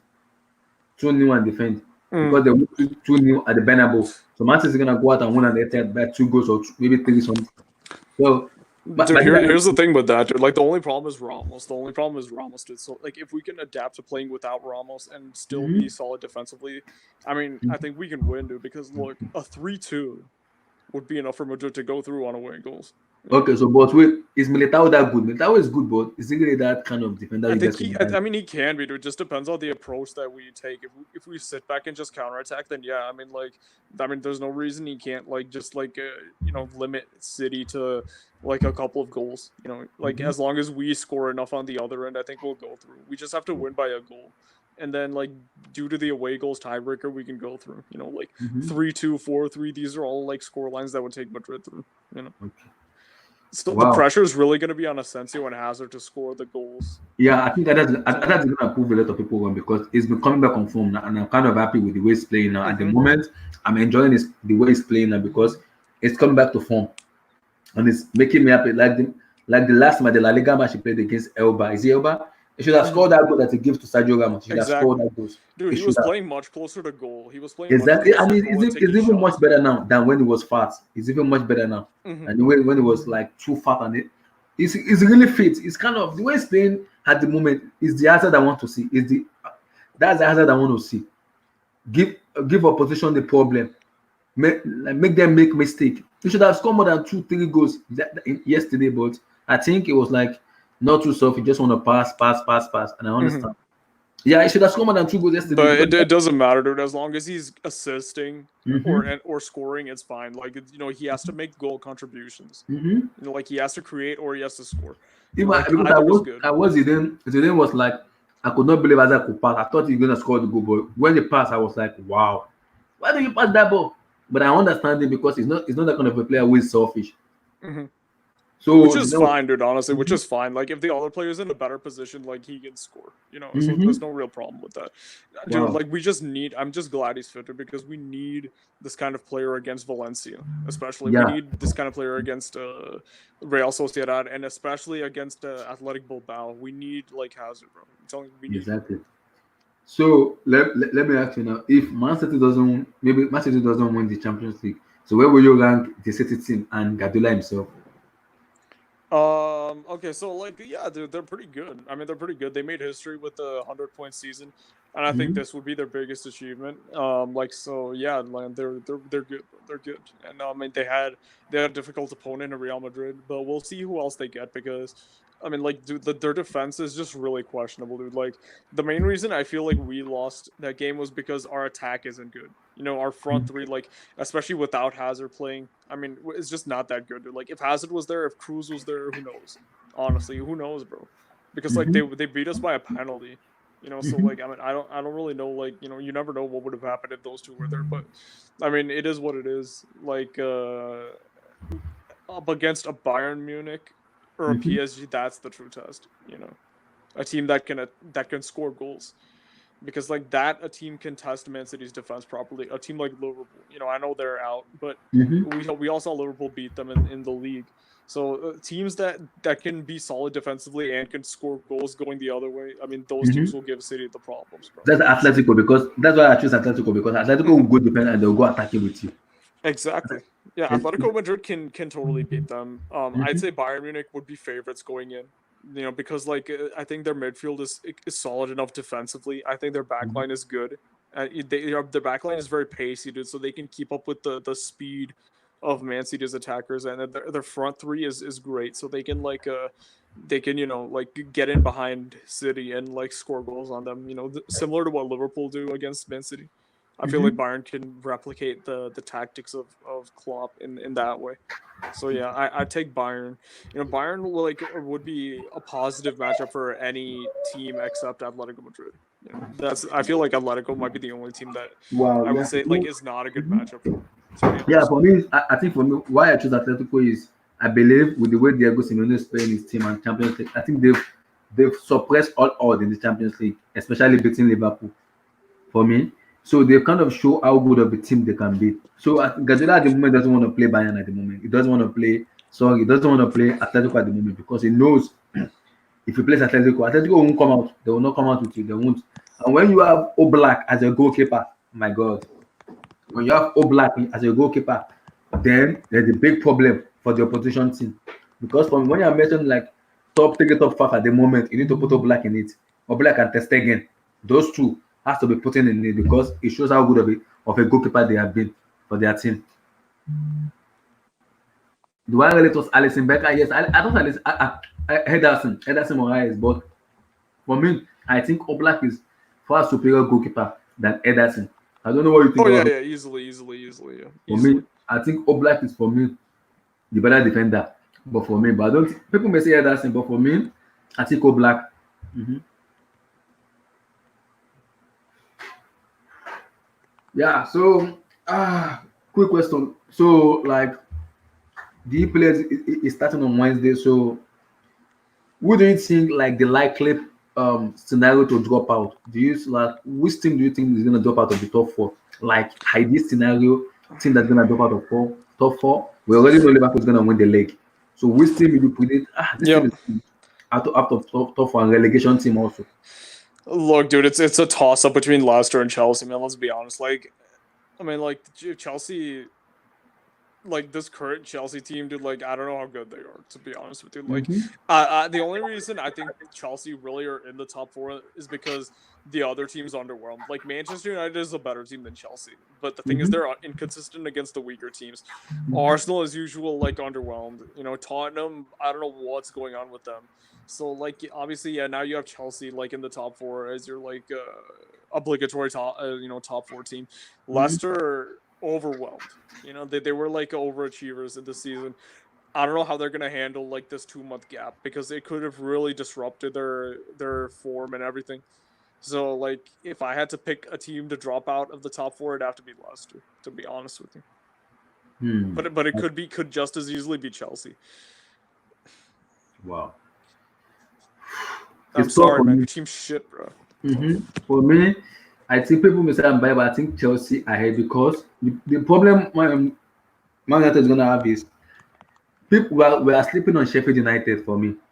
We are sleeping on them for me because that team is a really good team. It's a really good team, but people may not respect them as much because they just come back from the championship team. But for me, I think Sheffield United is like needs to be given some credit because of how good of a team they are. Being just coming back from relegation team and performing that way in the EPL, man, like you have to respect them. I don't know what you think about the Sheffield United, but for me, I think Sheffield United needs to be given some hedges, like some hedge in the APL for me. Hmm? For me, Oh, you're like asking a question? yeah. So I mean, like I don't know what you think about the Sheffield United team. Like, do you see them going above United for the remainder of the season, or do you see United going above them? Look, United, I don't think so, dude. Because the thing is that here's the problem with United: they'll do well against the better teams, but against the weaker teams, they're not, dude. That's the problem with them. But they have So Bruno Fernandes and Paul Pogba now fully fit to play. Okay, yeah, Pogba can make a difference. So like, we'll see how much difference he makes, bro. But let's be honest over here, bro. Like, the Mhm. guy's really like not the kind of player that like Twitter makes him out to be, man. Like, okay, he does something amazing, but then he'll make two, three, four bad mistakes. Mhm. Bad passes, missed controls, like all these things. Like, he's not a consistent player at all. Like, so we can't really pretend that he is. I'm gonna Mm. be honest with you. And he's coming off an injury as well. On top of that, this Corona lockdown. So like, who knows which version of Pogba we'll see when he comes back. So like, let's be honest. Like, he could just as easily be a liability as an asset. Let's be real. Tell me. That's good, bro. That's good. So, like, I think that's it because I think you were kind of when we mentioned Ali, but your list was like those are legendary players. My goodness, Mhm. I could not Yeah, even yeah. the That was fun. Stefano That was Baggio. fun. Oh my God, those lists, man, bombasting. Those lists are like legendary lists for me, legendary, man. But it was really good today, though. Like, I'm just like kinda excited for the EPL to be back on Wednesday. Wow, I can't wait, man. It's been a long time. It's just been 3 months home doing nothing, but the EPL is back at the moment. Wow, that's kind of huge for me. Football is really back, and we're kind of ready for the Yeah, football. the league, dude. Like La Liga is interesting, bro. La Yeah, Liga is La Liga is kind interesting. of interesting me the way they play, but I think the EPL is officially back, which makes me very happy that now finally we can kind of watch football, which is okay for me. Like, finally we can watch football and we can be happy. So Mhm. thank you for joining this team. Thank you so much, guys, for joining. Thank you very much, Anis. Mhm. Thank you so much. I really appreciate. We Thank you. feast. Thank you. Thank you. So I think I'm gonna join that team on Wednesday. I don't know if you're gonna be available on Wednesday, but I think I'm gonna talk about the EPL with you, like after the Man City match and everything. We're gonna talk about the Copa Italian and everything. So my next time is gonna be on Wednesday. We're just gonna touch on the EPL, the Copa America, and the basics, some random questions for guys who want to ask questions and everything. So thank you for coming in, guys. Thank you Mm. so much. Thank you, Anish. Thank you. Peace, guys. Peace, peace. Yeah, bro. Yeah, bro. Uh, Tell me. See you, man. mhm.